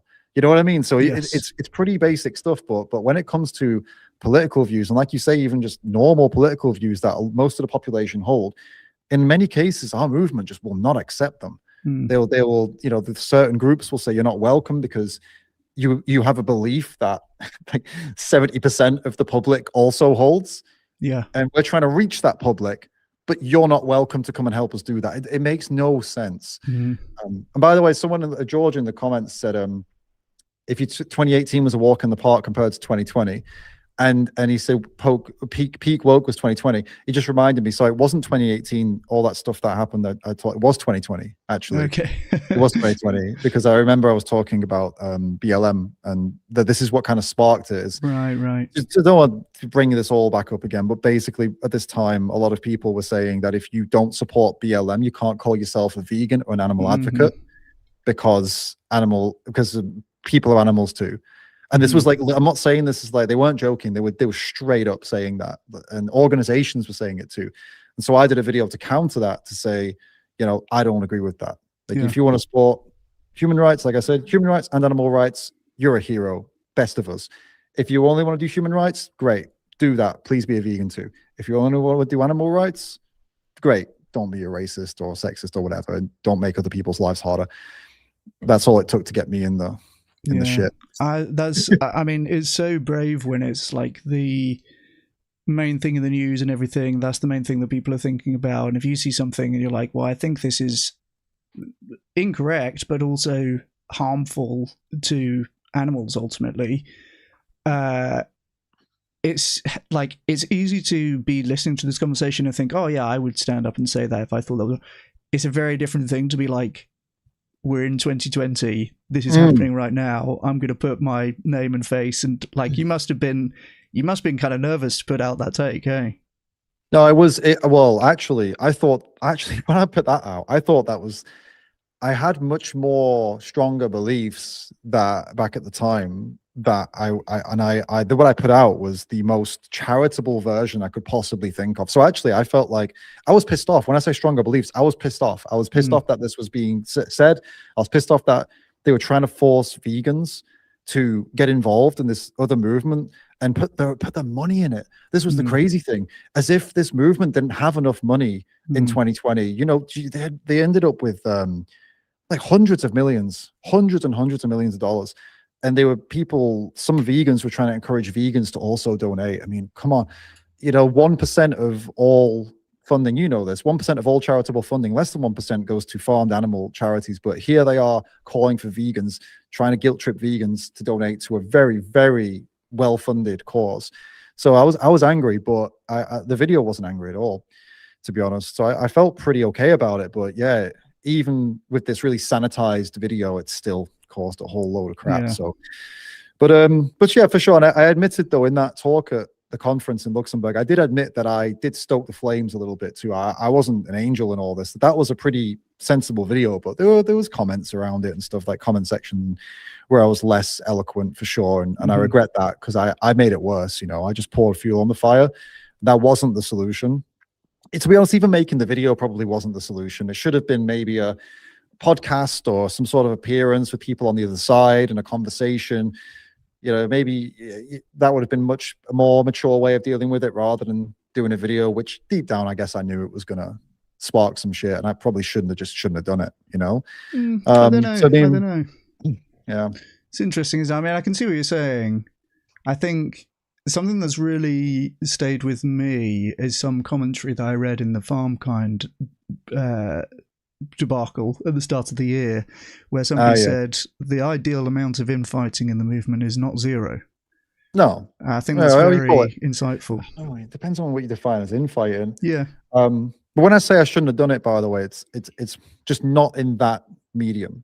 I feel like I could have done it in a different medium that would have been more suitable. But yeah, I don't know. Infighting, if it depends how you define it. If it's defined as people literally ripping each other's throats out, I don't know. I feel like I do want that to be zero. I don't want people being, you know, like I've had people call me things that are quite like really bad. Like I've been called, you know, think of the worst things you could call someone in like modern society. Basically, the only one I've not had is pedo, thankfully. But like, you know, the other ones. Well, like, now that you've said it on a live, someone will fix that, I'm sure. So that's probably the worst thing someone could accuse you of, and that's I've not had that. But you know, racist, sexist, you know, that sort of thing. Those things carry a lot of weight, right? And even just the accusation of those things is 100%. Enough to cause massive. So if that's what we define as infighting, is calling people, you know, the most disturbing things, like, I won't say it again, the Edo word or the, you know, racist or whatever, then I'd not like that. I'd like that to stop, you know, this sort of horrible kind of insults and stuff. But in terms of debate and heated debates and stuff, I don't see that as a problem. Yeah. No, that's very true. There's definitely levels to it. I think it's useful to have those strategic conversations and hearty disagreements sometimes. But yeah, if you're slinging mud that will stick regardless of the truth of the matter, then yeah, that's not going to be a helpful thing to do. Join me here, though. Don't leave me out here. What have you been called? Some of the worst things you've been called. Well, do you know, I had one recently with my Roger Yates debate, and we subsequently did a couple of videos reacting at each other. You know how that goes. And he'd put one out to something I had done watching he had made a compilation of Tobias Lennart, and like these are all the anti-vegan things that supposedly anti-vegan things that Tobias Lennart said, and I've watched the compilation on stream, and I was like commenting on it and saying he's implying that he means this, but he actually means that, and just doing a go over.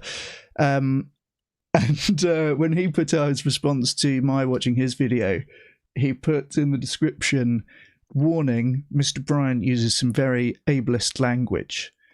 And I saw that and I thought, oh crikey, what did I say? Like I hope I haven't. Did you put the R-bomb in there, maybe? No, I don't say that. I don't say the R word, which is normally what I would think of as people referring to with ableist language, right? Yeah, so I was like, wow, what? Like, hopefully not. I don't think I did, but let's see. Yeah. And I watched his reaction, and he was referring to when I said things like "that's mad" or "that's mental," which in my mind is like the most milquetoast. Everyone says that's just colloquialism. Yeah. So I was like, okay, good. If that's what it was, then that's fine. But I feel like it's a little bit of response. Well, yeah, I mean, so far I've not been doing this for long. Man, those rookie numbers, man, you're gonna get those numbers up. Yeah, you're definitely not. You're not rattling enough people hard enough. You need to keep going stronger. Yeah, for sure. Well, that was something that I thought, like, that's unhelpful to summarize that as using ableist language, because if people are going to assume it's much worse than that, right? So it's I'm sure he knew exactly what he was doing. Right. I mean, look, I like Roger. I've got a lot of respect for Roger. But I've had my run-ins with him as well. And I say this, I mean, I've had run-ins with all, I've got good friends that I talk to on the regular. We have group chats and stuff, and I have run-ins with them all the time too. Like, especially one of them, who I won't name, but he's a well-known activist, and we have run-ins all that we argue. We go in as well. Like, sometimes it gets a bit crazy and stuff, but we're still mates. And I kind of feel a little bit like, David, can you not say crazy? I'm just kidding. I feel like it's a bit like that with Roger, really, where it's like I don't know him super well, but I have a lot of respect for him, even when he acts up. And I feel like, oh, come on, man, what are you saying now? Why are you doing that? Why are you calling Chris Bryant ableist? Come on, dude. But it's I don't know why he chooses to go these routes, but still respect for his work. I'm glad. I'm happier that he is still working for animals, and he comes with some caveats. Yeah, 100%. Same. We all do, though. We've all got our things. So. Absolutely, yeah. Same, honestly. And I mean, we had somewhat heated exchange, and subsequently have been, sneak dissing each other on stream and stuff like this. But it's all, it's all in good spirit, and I think he's a good bloke overall. And it's a disagreement on approach and stuff like that. Now, there are some people I've spoken to who are typically like meat industry people who I've had a couple of them at this point come on stream. And I am polite when I speak to them, but there's no illusion that I don't think they're a terrible human being. Like, you know what I mean? Like, at the end of the day, like, right. And you've got to be nice when you're having a conversation to some extent. You have to just keep it like, right. But deep, like in my soul, I do think they're bad people. Like you said, that's the complete opposite, really, with someone like Roger, where we might have a colorful back and forth, but ultimately I'm like, bro, same team. Do you know what I mean? Right. It takes a lot for me to think someone is a bad person. Even like, I don't know about these people you've spoken to, but I tend to think that the people do bad things and a lot of bad things. But to convert me to think, oh, they're a bad person, I try to really withhold that for like very extreme circumstances. Like I feel this, maybe it's a hopeless optimism that even people doing really, really bad things can still be deep down a good person, and they can align with that still.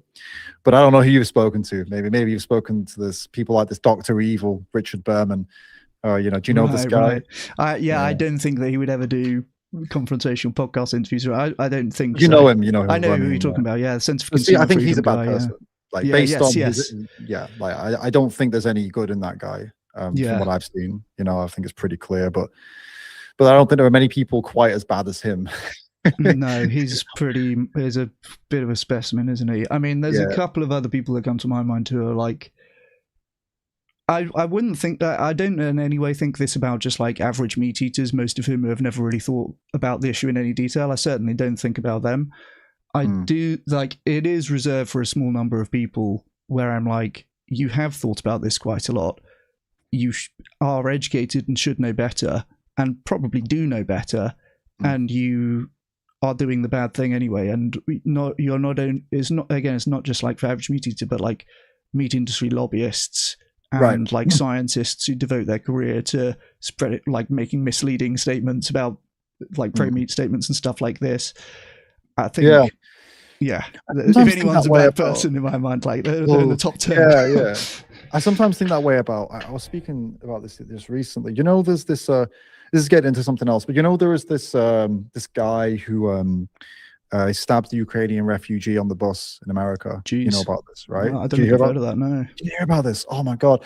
So this guy, he just she sat on the bus, Ukrainian refugee, minding her business, and he just walks up behind her and you can't see it because it's censored, but he stabs her. She died. And as he's getting off the bus, he says like "white bitch" and gets off the bus, right? Jeez. Because he was a black guy. And this video went out.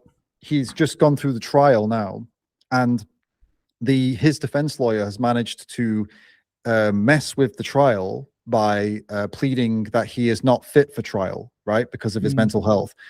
And the thing is the guy had been in and out of jail and in and out of various institutions all the way leading up to this.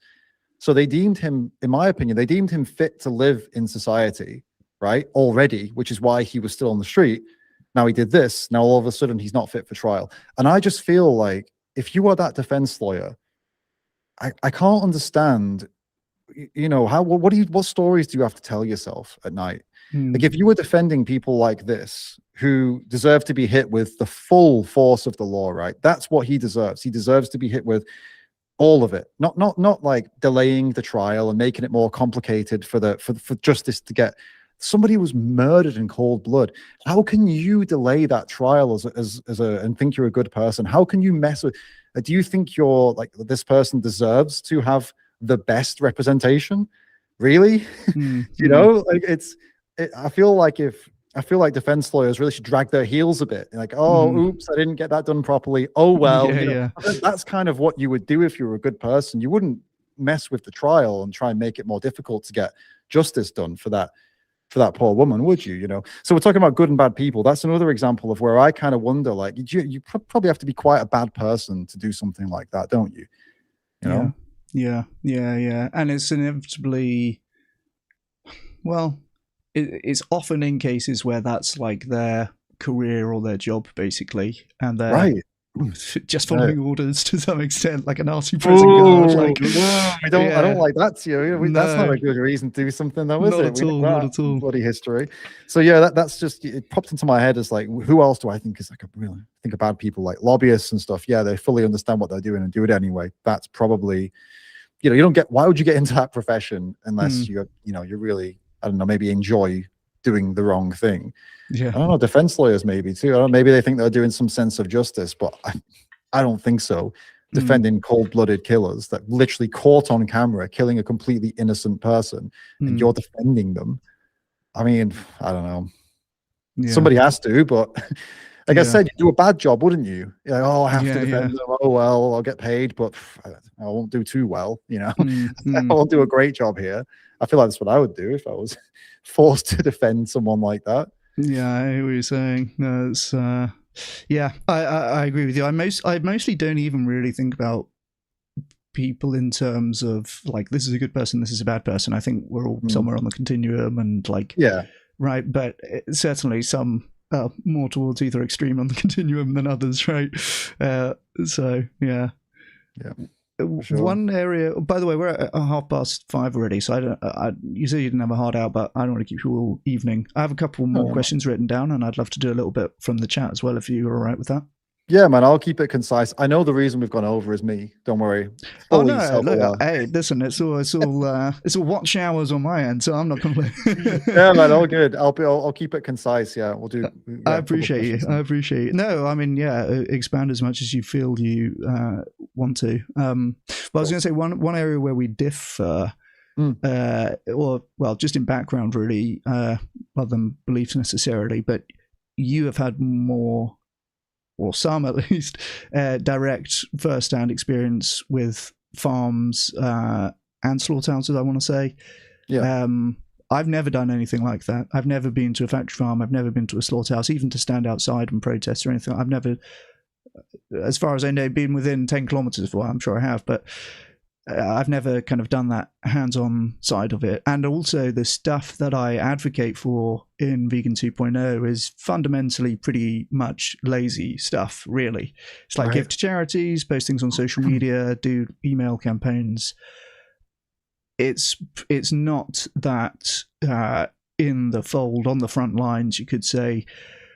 How important has it been for you, or do you think it is in general, for people to have that experience of being on the front lines and actually going to the factory farms, going to the slaughterhouses? I think in terms of when you say front lines, as in like going on the ground and doing street outreach and stuff like that, I think that's less important. And you know, there are people having as big an impact, if not more, from doing things like, you know, academic work or institutional work, you know, going giving talks at various colleges, lectures and things like that that don't involve, you know, being on the street. So I know the grassroots movement really respects people who do that more than all these other people. I think that's not how it should be. I think there should be way more respect for people that work in research like you. And I think you shouldn't be seen as lesser. Yeah, you shouldn't be seen as lesser than somebody who spends all day on the street. And that is unfortunately how I think people view it. I think it's a little bit silly. So first of all, I don't think, you know, some lines need to be drawn there. But yeah, in terms of how important do I think getting to the farms, slaughterhouses and seeing, I think it's incredibly important actually. I think something I've encouraged people to do this actually some years back when I used to do more kind of personal messages on my Instagram, you know, a lot more stories. Things were different back then. It was more like lifestyle vlog type thing. I used to tell people all the time, there's a farm near you. I guarantee it. There'll be a dairy farm or a beef cattle farm. And in a lot of times they let the animals out for a little bit to graze and put them back in again. Or if they're inside, these types of farms usually don't really care. They'll let you walk around as long as they are if they're doing something shady that's illegal, they won't be happy to have you there. But if they're doing everything by the book, they usually don't mind visitors. So I tell people, go and look around and take some pictures, take some videos and see what's happening, and so you can really understand it. In a lot of cases, dairy farmers really, they're the ones that really don't think they're doing anything at all wrong. And actually, a lot of the public doesn't really think they're doing anything wrong because they don't see the stuff that they would be really upset about. For example, like artificial insemination or separation of the mothers from the calves and things like that. That stuff doesn't happen like every single day. It happens at certain times. And so people visiting the farm wouldn't really see it, right? They just see, oh, look, there's a cow. They seem all right. Oh, look, there's the calf in this little hut. That's nice. Look at that. They've got a little house. You know, they don't really, you know, perceive it the way we do. So they'll let you in. And so, I think it's really important for people to go try and do that, because then you can see what you know, what you're talking about, right? And you can see why it's wrong for yourself, and you can see what the problems you have with it.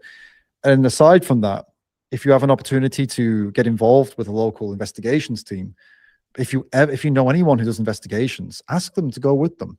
It's invaluable for you to be there and to go into these places and see what it physically yourself. I know it seems like, why would that be valuable? But trust me, it will change you. It'll change the way you see it. It's more of I don't know, the part of your brain will change. It's one thing to theorize, intellectualize, watch the videos, watch the clips. It's another thing to be there in the space with these animals that are soon to be or currently are victims in that moment, and to feel that, you know, and see them, as to see these individuals in real life. It's really impactful. So I think it's really important to try and do it. And I think you should do it. I'm sure you know people. I mean, you're in England, there's a bunch of people that do it.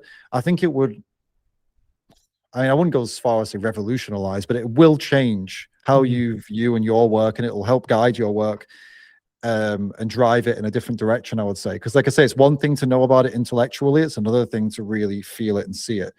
And I think it's only a good thing. It would drive you in a even better direction, I would say, if you went and saw. Yeah, that's a really good answer. I think I must do that at some stage. It definitely feels like a part of my experience on this road that is missing so far. I imagine it would be, renew my sense of double down on this is important, what we're trying to achieve here, and everything else. Yeah. It makes you more of a rounded advocate too, because then you have that part, and it is a missing. I like that you put it that way. It's a missing piece. The same as Jack Symes, who just did the Jubilee debate. I don't know if he has done this sort of thing. I would assume that he hasn't. And the thing is with him is he has all of the tools in the toolbox. Apart from that, then if he hasn't done that. And I think if he had done something like that, I mean, he said he's worked in farms, but he didn't really elaborate on it. So I guess it wasn't anything that he could use. But if you could talk about that, for example, in the debate, I've done investigations, I've been here and I've seen these things myself. I'm not just speaking intellectually here. That it is quite a powerful thing to pull out when people assume that you're just some city dwelling, live streamer. Yeah, absolutely. That's a dig, by the way. No, but seriously though, getting out of the chair and getting out there like that, and when you come back to the chair again, people throw that accusation at you, which they will. You can say, no, I've been out. I've been on the ground. Like I don't just want to be someone who talks. Like I've actually seen it too. It's powerful. It's a powerful message. It's also powerful personally for you. Yeah. No, that's a good answer. I appreciate that. All right. Well, this is the last question I have written down, and then maybe we'll go to the chat if anyone has questions in chat as well. Or choose sensible ones, eh? I'm sure they'll all be fantastic, actually. Where do you think things are going for veganism and animal activism? Are you optimistic on the whole?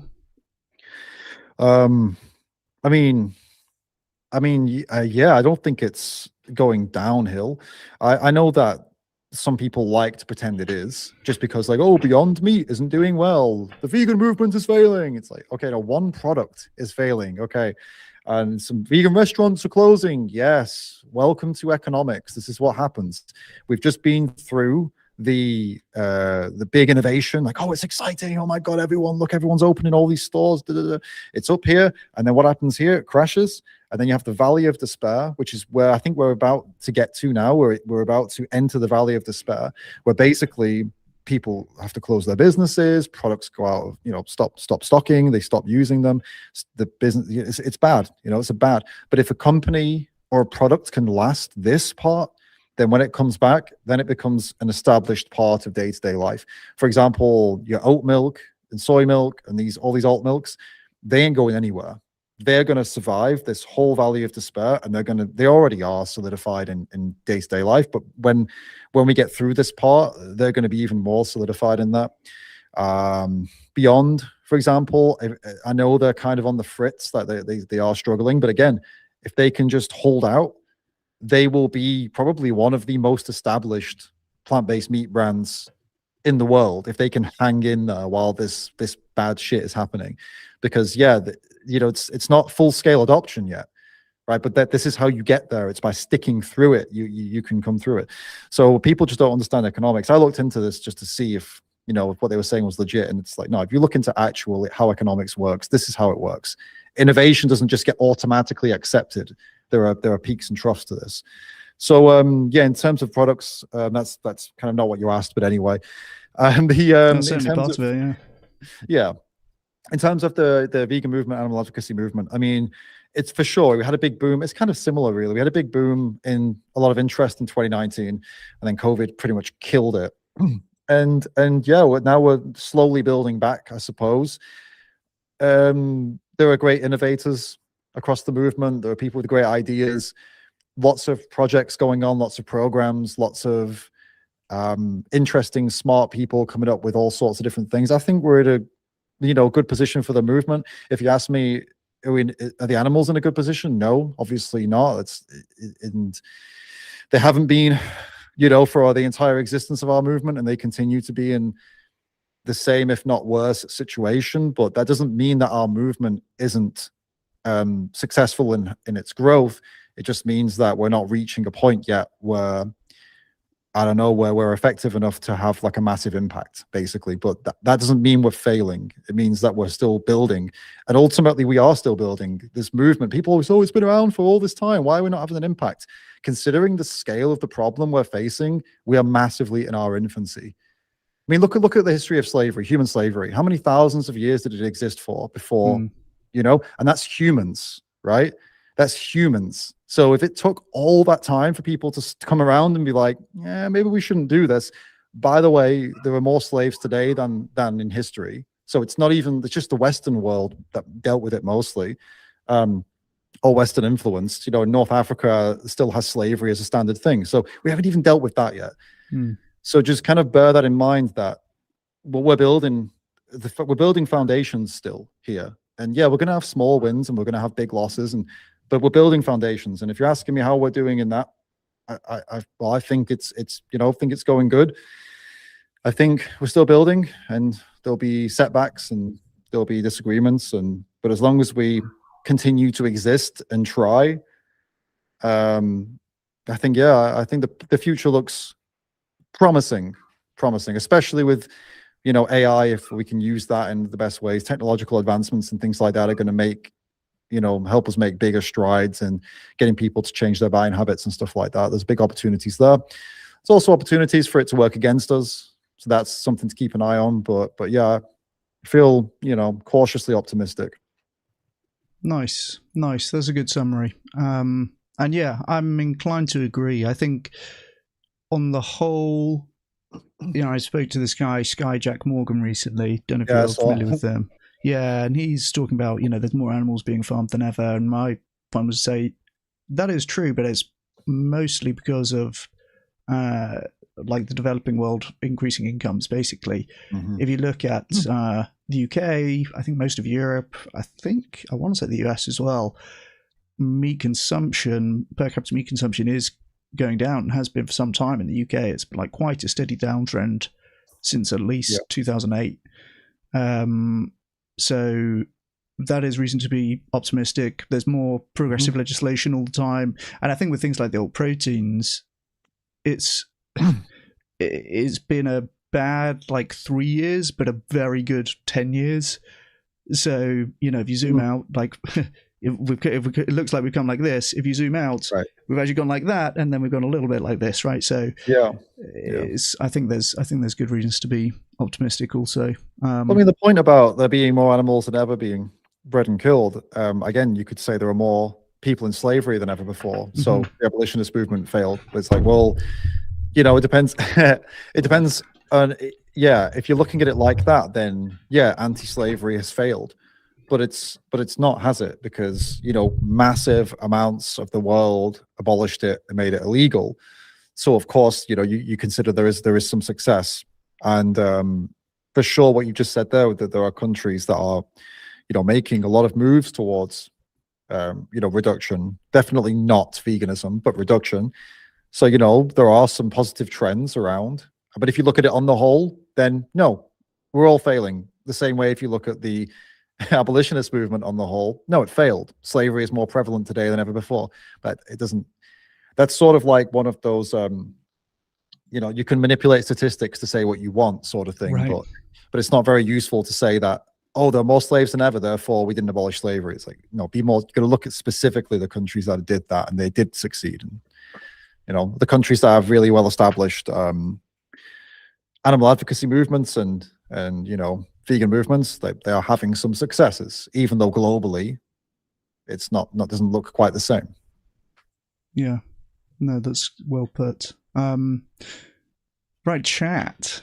Anything from chat? Let me have a look through if anyone's put questions in here already, or if you haven't yet, now's your chance. I had it up for a little bit as well earlier. That doesn't sound. I know you, man. You're getting me excited, man. We had such a good chat. Oh, Roger Yates in chat. Hey, Roger, how's it going? I appreciate that. Yeah, I think he was clarifying about the calling you ableist, or calling your language ableist. Sorry, not calling you ableist. Our beef is continuing, maybe. Oh, Savvy Coops, thank you for the 5 gifted memberships. Damn, Savvy Coops, you're very generous chatter. I appreciate you a lot. Who's got questions for David at all? Or maybe you've been entirely comprehensive in our conversation so far. We're coming up on 2 hours as well, so I really won't keep you all evening. That's all right. People ain't chatty, then I can duck out. How many people we got in right now? Right now it says 22 where I'm looking, which is good for me. Cool. Nice. Yeah, Nice. that's chump change to you, but Nah, man. Sometimes I've had streams. I mean, I've got like 40,000 subscribers. I've had streams where I've had an average of 30 people in the stream, and I think sometimes it depends on the topic. It depends on, I don't know. Maybe it's a bad time. Maybe you didn't realize it was a special day. Lots of people are busy. Maybe people just don't give a shit about you. That's another thing too. Just seen too much of David. Can't be bothered watching his stuff right now. It happens, man. You got to be honest with yourself about these things. You can't let ego get in the way. Sometimes you got to look at it and be like, maybe that was shit. Maybe that's why no one came. sometimes, yeah. Yeah, it happens. Okay. Someone's got a question. Miss Teaspoon. Thank you, Miss Teaspoon. What keeps you fueled to keep up the good fight despite the hard knocks? What gives me the fuel? Well, it's just knowing that a lot of people would say as an answer to this, and this is a really good answer, that the animals keep them fueled. They look in their eyes and they feel something and fires them up and something like that. And there is an element of that for me as well. But to be totally honest with you, what really gets me to stick at it is knowing that if I don't, no one's taking my place. Yeah. It's not like I can just tap out and, there's 100 people that could tap in.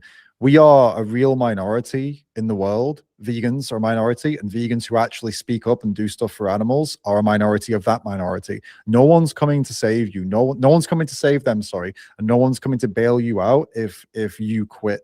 So I take breaks, don't get me wrong. I take time off. I'm not toxic with it, but I always come back. Always, always, always. And my head is pretty much always in this, even when I'm taking a break, which is quite unhealthy, by the way. I don't recommend that. Try to disconnect on a break. But it's that really drives me. It's just, like no one else is going to do it. So I have to do it. And I hope you have to do it too. That's what I'm saying. You have to do it too. And I hope you'll join me and have the same mindset. We need more commitment. It's something I've spoken about with Cliff Grant quite a lot, actually. And, I agree with him on that. Unfortunately, our movement has a big turnover rate because it is really stressful. It is depressing. It doesn't feel like you're getting anywhere sometimes. And there's all these external pressures. Honestly, it surprises me that more people don't step away, right?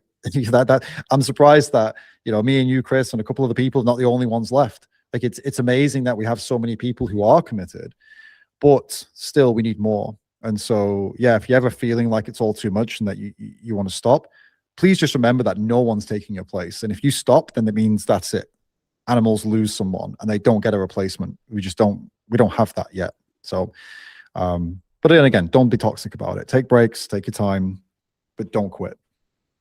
100%. That's a really good answer. And one thing I always talk about is donating to animal charities. And one reason why I like that as an approach is because if you can afford to do it, it's just like so.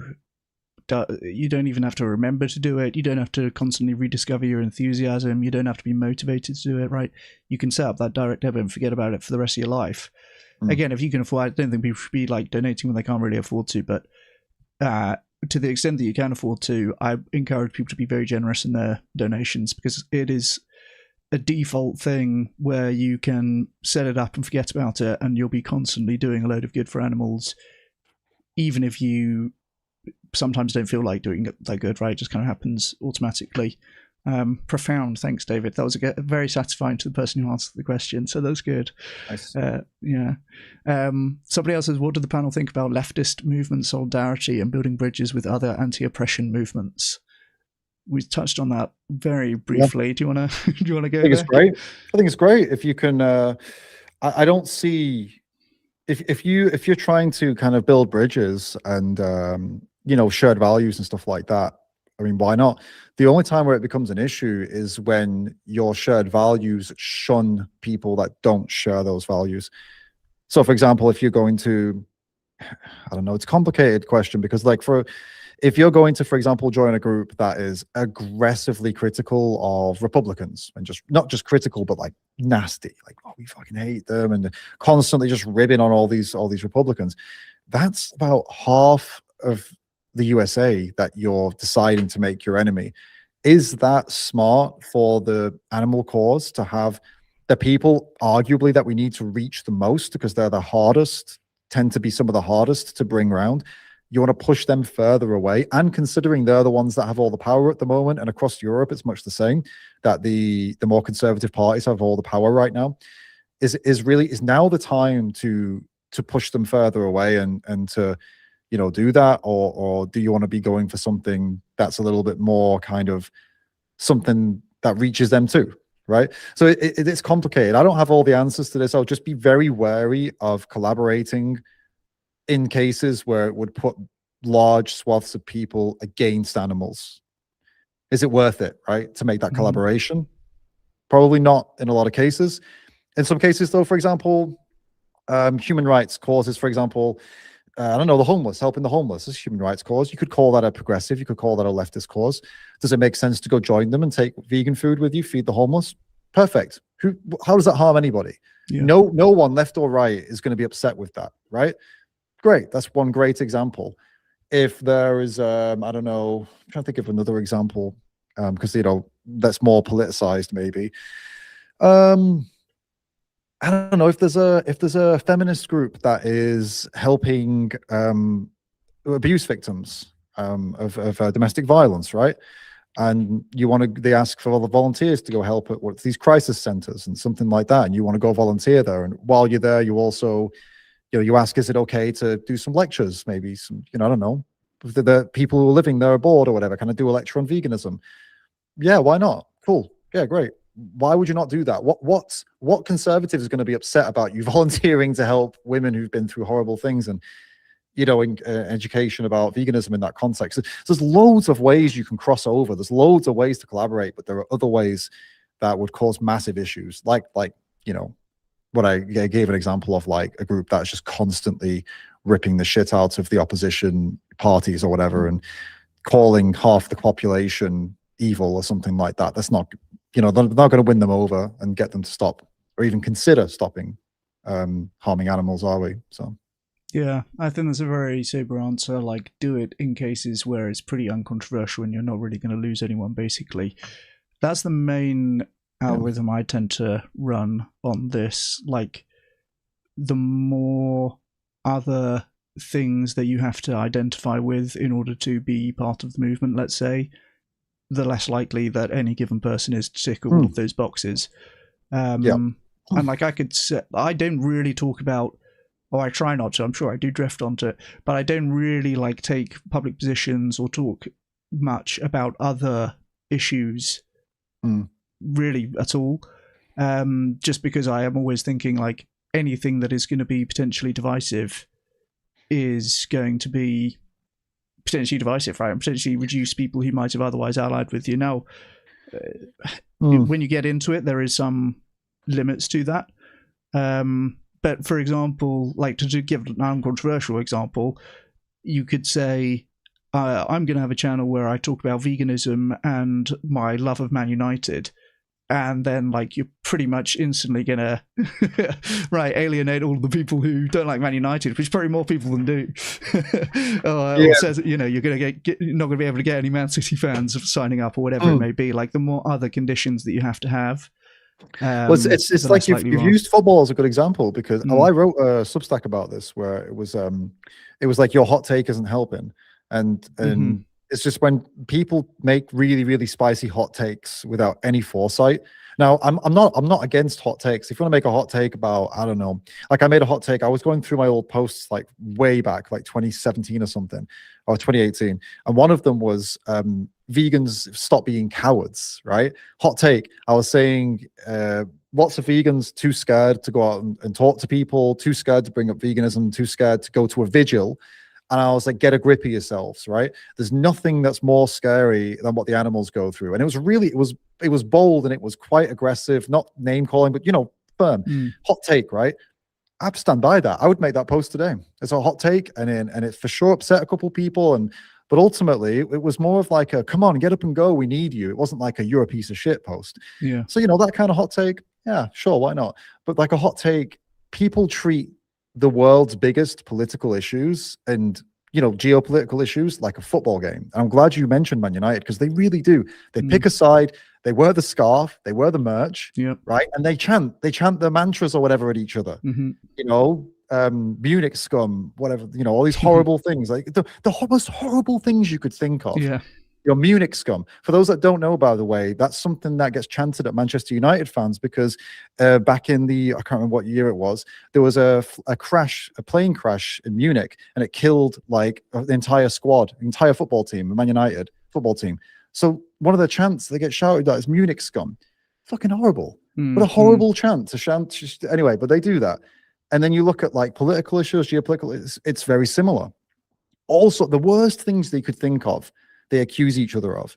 And it's just similar to me, like being a football stadium. They're all just shouting at each other, but no one actually has skin in the game. You know what I mean? Yeah. They chanted each other about stuff happening a million miles away that they have absolutely no input on. They don't donate any money to help anyone or anything like that. And so, yeah, like you just said, if you're going to wade into this stuff, it's like, why? Yeah. Why are you going to wade into it? What are you going to get out of this? Education? There's a million people already doing education on this. Okay, so that's not it. You're hoping to raise funds. Again, there's like, if you don't do it, there's like 100,000 people trying to raise funds for this. What exactly are you bringing to this issue other than, like you said, controversy and division? Mm-hmm. And if the answer is that's it, then don't wade into it. Stick to the animals, because trust me, they don't, like I said, if you don't talk about them, no one else is taking your place.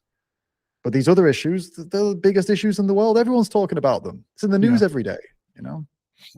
Yeah, that makes a ton of sense. Oh man, you've got me on controversial shit now. That's good. I'll be clipping this up later, David. I'll be cancelling you. I mean, I write about it on Substack, so it's not new, but I guess, you know, on Substack, I get to really be careful with my words and make sure I'm understanding it. But when you get me here, it's just live and I'm just ranting Talking on. Live's hazardous, isn't it? God knows what we might say next. I try to be so careful on Substack as well, because I really want people to appreciate the meaning, right? But it's much harder to do that on this, you know, like 100%. Like, some people are really eloquent and good at it. I'm not. I'm my filter is quite. I think you're pretty good. But yeah, you're absolutely right. If you have all the time in the world to draft and redraft and really think through the implications of what you're saying, it's a totally different game to just talking live, isn't it? Dude, I put stuff through AI and been like, is there anything in here that's like, you know, and it's like, yeah, like all of this is very triggering. And I'm like, really? And I read through it. I'm like, oh yeah, okay, fair enough. Yeah, I need to soften like at least 30% of this. It happens, you know. But I only soften it because I know it'll be more effective. It's not because I don't stand by it. You know, this is also a thing too. You know, passion is great, but effectiveness is better. 100%. That's a really great way of putting that. We have one more question that I can see. Perhaps we'll make this the last one and we'll let David enjoy the rest of his evening. This is a good one, actually. How do you think we should respond to vegans who criticize other vegans for using AI in their activism? Oh, that's I'm very passionate about this and I've been writing about it. So first off, the main critique that I've seen, there's two main ones, but the number one is the environmental aspects of it. I recommend everybody go to Andy Masley's Substack. This Andy Masley, Masley. He writes extensively about how there has been a massive panic about the environmental impact of AI that is almost entirely unfounded. The media's jumped all over it because it's real good clickbait. Everyone is really loving to hate on it. It's sort of like Nickelback. There's no real reason to hate Nickelback, but everyone hates Nickelback, and it's cool to hate true. But not now, though. Not now, though, because now they've done a big comeback with Don Broco, who is one of my favorite bands. Oh, nice. And you should check that song out. It's great. And here's a nice little tidbit for you. When Don Broco was a tiny little band, I played with them with my band. We supported them. And now they're playing arena tour. They're selling out arenas and they're collabing with Nickelback. And how cool is that? That's awesome. Just that's another boast. There you go. After the dinner with Ed, I went and played a gig with. No. Where was I? Yes. So basically, it's overblown. Anyway, the environmental impact is overblown. Pretty much every major news story covering this has been lying for clickbait and manipulating the data. ChatGPT, there is no amount of ChatGPT you could use realistically that would come anywhere near making any sort of major environmental impact compared to everything else you do every day. Literally, you couldn't use it enough. You could be sending like 1,000 prompts a minute and you would still not come close to something benign that you do, like, I don't know, using the kettle or so, using the oven or something. It's literally, he does all these graphs and shows the comparisons. As for generative AI, again, massively overblown. So if you were to try to create something on a VFX program, instead of using AI, you would use more energy. You would be more environmentally destructive than just using the AI. Because the AI, how it works, it's like this. If you're sat on your computer trying to do VFX, you're the equivalent of, say, a very energy inefficient cafe, right? Small cafe, but uses a bunch of energy. Let's imagine. So you're sat here trying to make this, you're trying to make it work, you're trying to use YouTube videos and trying to figure out how to do it, right? Whereas when you use AI, it's the equivalent of using a football stadium. It's way more energy efficient because it's a lot more people and it's built for serving thousands and thousands of people versus this tiny one-person cafe where you're absolutely smashing a bunch of energy just on your one laptop. It's not suited. You understand? It's not as efficient because it's not built for efficiency. It's built for just you on your laptop. Whereas the football stadium is built for thousands and thousands and thousands of people using a system, and it's got it's all optimized for that. This is the difference between doing it on your laptop or doing it through AI. These data centers use a lot of energy because they serve hundreds of thousands of people. But it's when you break it down per person, it's actually more efficient than if you were to try to do it yourself on your laptop. So that's the first thing, environmental speaking. Second thing, the ethics. They say, oh, but it's trained on this, it's trained on that. When you open up your laptop and start typing, you understand that that was originally somebody writing on paper. Mm-hmm. So why do you have an issue with the training for images, but not the issue with training for text? Like, are you calling into practice, oh, mathematics, when you use a calculator, that's not fair because calculators were based on these ancient Arabic, numerical the people, the abacus, right? So no one cares about that. But now all of a sudden, we're saying we care about AI that was trained on, Disney's drawing style. It's like, well, why? What's the problem? These things exist in the world. Why would you not use real life examples to help train something that's going to learn how to draw and that you can now use to, expand your ideas and without needing to spend all of the energy and all of the hours of learning how to draw, which, by the way, would be more environmentally destructive. And you could still copy off Disney if you got really good at drawing. Do you know what I mean? So it's sort of, so ethically speaking, but yeah, there are ethical boundaries to it. I would never use AI to just literally completely one for one rip somebody's work off. I don't agree with that at all. I think that's there are boundaries to it. Even though you could do that with or without AI, you shouldn't do it full stop, right?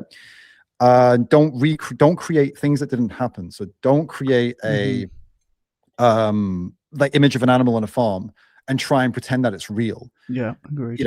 Always do things stylized, like animated or satirical. If you're going to do satire, it's clearly not real, right? Things like that. So I think there are some basic premises, but that's the same with VFX. Don't hire somebody to make something that isn't real and then try and tell everybody it's real.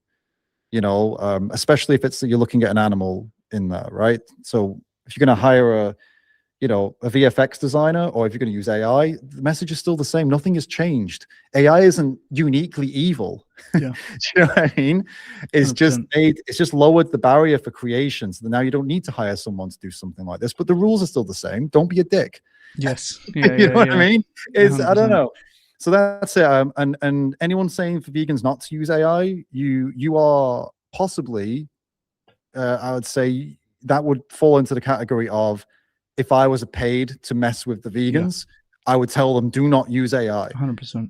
It's just like in the 90s telling the vegans, don't use the internet. Yeah, you are insane not to use the internet for advocacy. And to be frank, I think you're crazy if you're not using AI at least to help you with ideation, come up with ideas and stuff.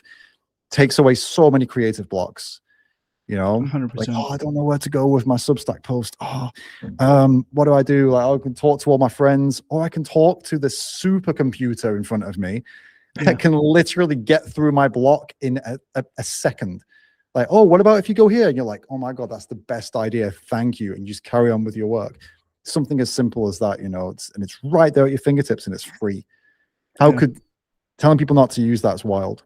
That's a really, really good answer. I appreciate that. That's I totally agree, and I think even if it was the case that it's having like some devastating environmental impact, or that there is something unethical going on, just like with the idea of generative AI, I would still take the view that we can increase productivity in the animal movement so much by using it, and we are going to miss out so much if we are not doing that, because God knows that the other side are not going to have moral qualms, right? You're not going to have the factory farm lobbyists sitting around saying, well, actually, this is stealing in somebody else's work, so we're not going to use, like, they are going to fucking use it. So I totally agree, and I've said exactly what you said about, like, vegans shouldn't use the internet because there's bad things on the internet. Like, ultimately, tools can be put to bad uses, but that doesn't mean that they're bad inherently. And the other thing I'd say on this, most people's interaction with or exposure to AI is like, or I'm guessing here a little bit, but like AI slop on the social feeds, or like, no doubt there's a lot of stuff that gives people kind of bad taste towards AI in general. Yeah. But my main exposure to AI has been like doing as a research tool. Yeah. And exactly as you're saying, in the creative process, it's like completely invaluable. It will make you do things so much better and faster that if you are not using it, you are really, really missing out. 100%. So, and even with the generative stuff, man, it's this idea of, oh, man, I cringe so hard when I see people say AI slop. It's because it's become like this catch-all slur that they use on anything that has had AI use in it. And there's some stuff that people are calling slop, and I'm like, are you insane? How is this slop? How is this bad? Like, I saw someone made a trailer for a film. I don't know if you saw this. What's his name? You know, the guy who plays Jack Reacher. I don't know if you know the really big muscle guy. Is it Jared Butler? No. It's a series. Jack Reacher's the series, and this guy's name is 1 minute. Let's have a look. Anyway, he recently got in trouble because his name's Alan Richson. He recently got in trouble because he got caught on camera beating the crap out of his neighbor. And he beat the crap out. He's massive, by the way. He's like 6'5" and just massive. So he beat the crap out of his neighbor because his neighbor confronted him and attacked him first because he was riding a bike in the neighborhood. This is important because, and so basically this all went viral. Everyone's talking about it, and it turns out he got vindicated because he was in the right. He was defending himself, but he gave the guy a pretty good beating. Someone made an AI trailer for a movie where Alan Richardson and John Cena are the two main characters, and they go around the neighborhoods beating up the neighborhood bullies. That this guy was a bully, right? He bullied, and it was a silly trailer, and it honestly looked so good. And I watched it, like this is AI, obviously, but it looked great. Like they looked like those people. The likeness was solid. The concept was really funny. It was well written. It wasn't just like make me a trailer, click. The person clearly had planned this out really well. It had a few funny moments that were a bit weird in AI weirdness, but overall, very funny. Everyone's in the comments like, oh, fuck this AI slop, stuff like that. I'm like, dude, how delusional do you have to be at this point? There is some great stuff being made with generative AI, including that.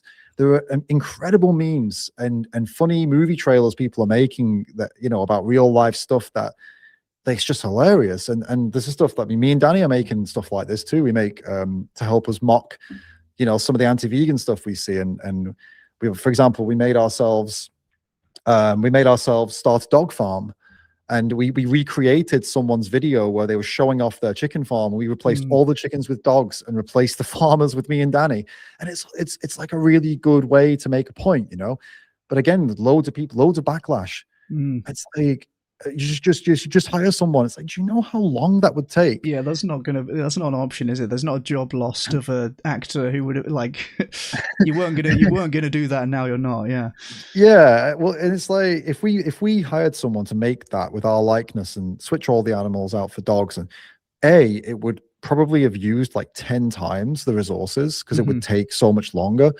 B, it would cost us so much money. So C, we'd never do it. So it's either we use AI creatively to help with this sort of advocacy, or we don't do it. Or it doesn't so exist. Are you advocating we don't do it? I'm sure, I hope not, right? I'd hope you'd say, no, we need all the tools at our disposal to make all the different types of advocacy that has a chance of reaching people. Well, this is one of them. So yeah, call it slop all you want, but a lot of it isn't slop. It's actually really intelligently made and create people who are very creative, but don't have the money or resources to put all this stuff together, right? It's stuff that was literally impossible until like a year ago. Yeah. I think it's incredible. I think people should really use it as much as possible for advocacy. Yeah, we're living in crazy times with that. We'll see where it takes us, on all sorts of fronts, I'm sure. Oh yeah. But I'm glad that you're on the front, the pro AI front.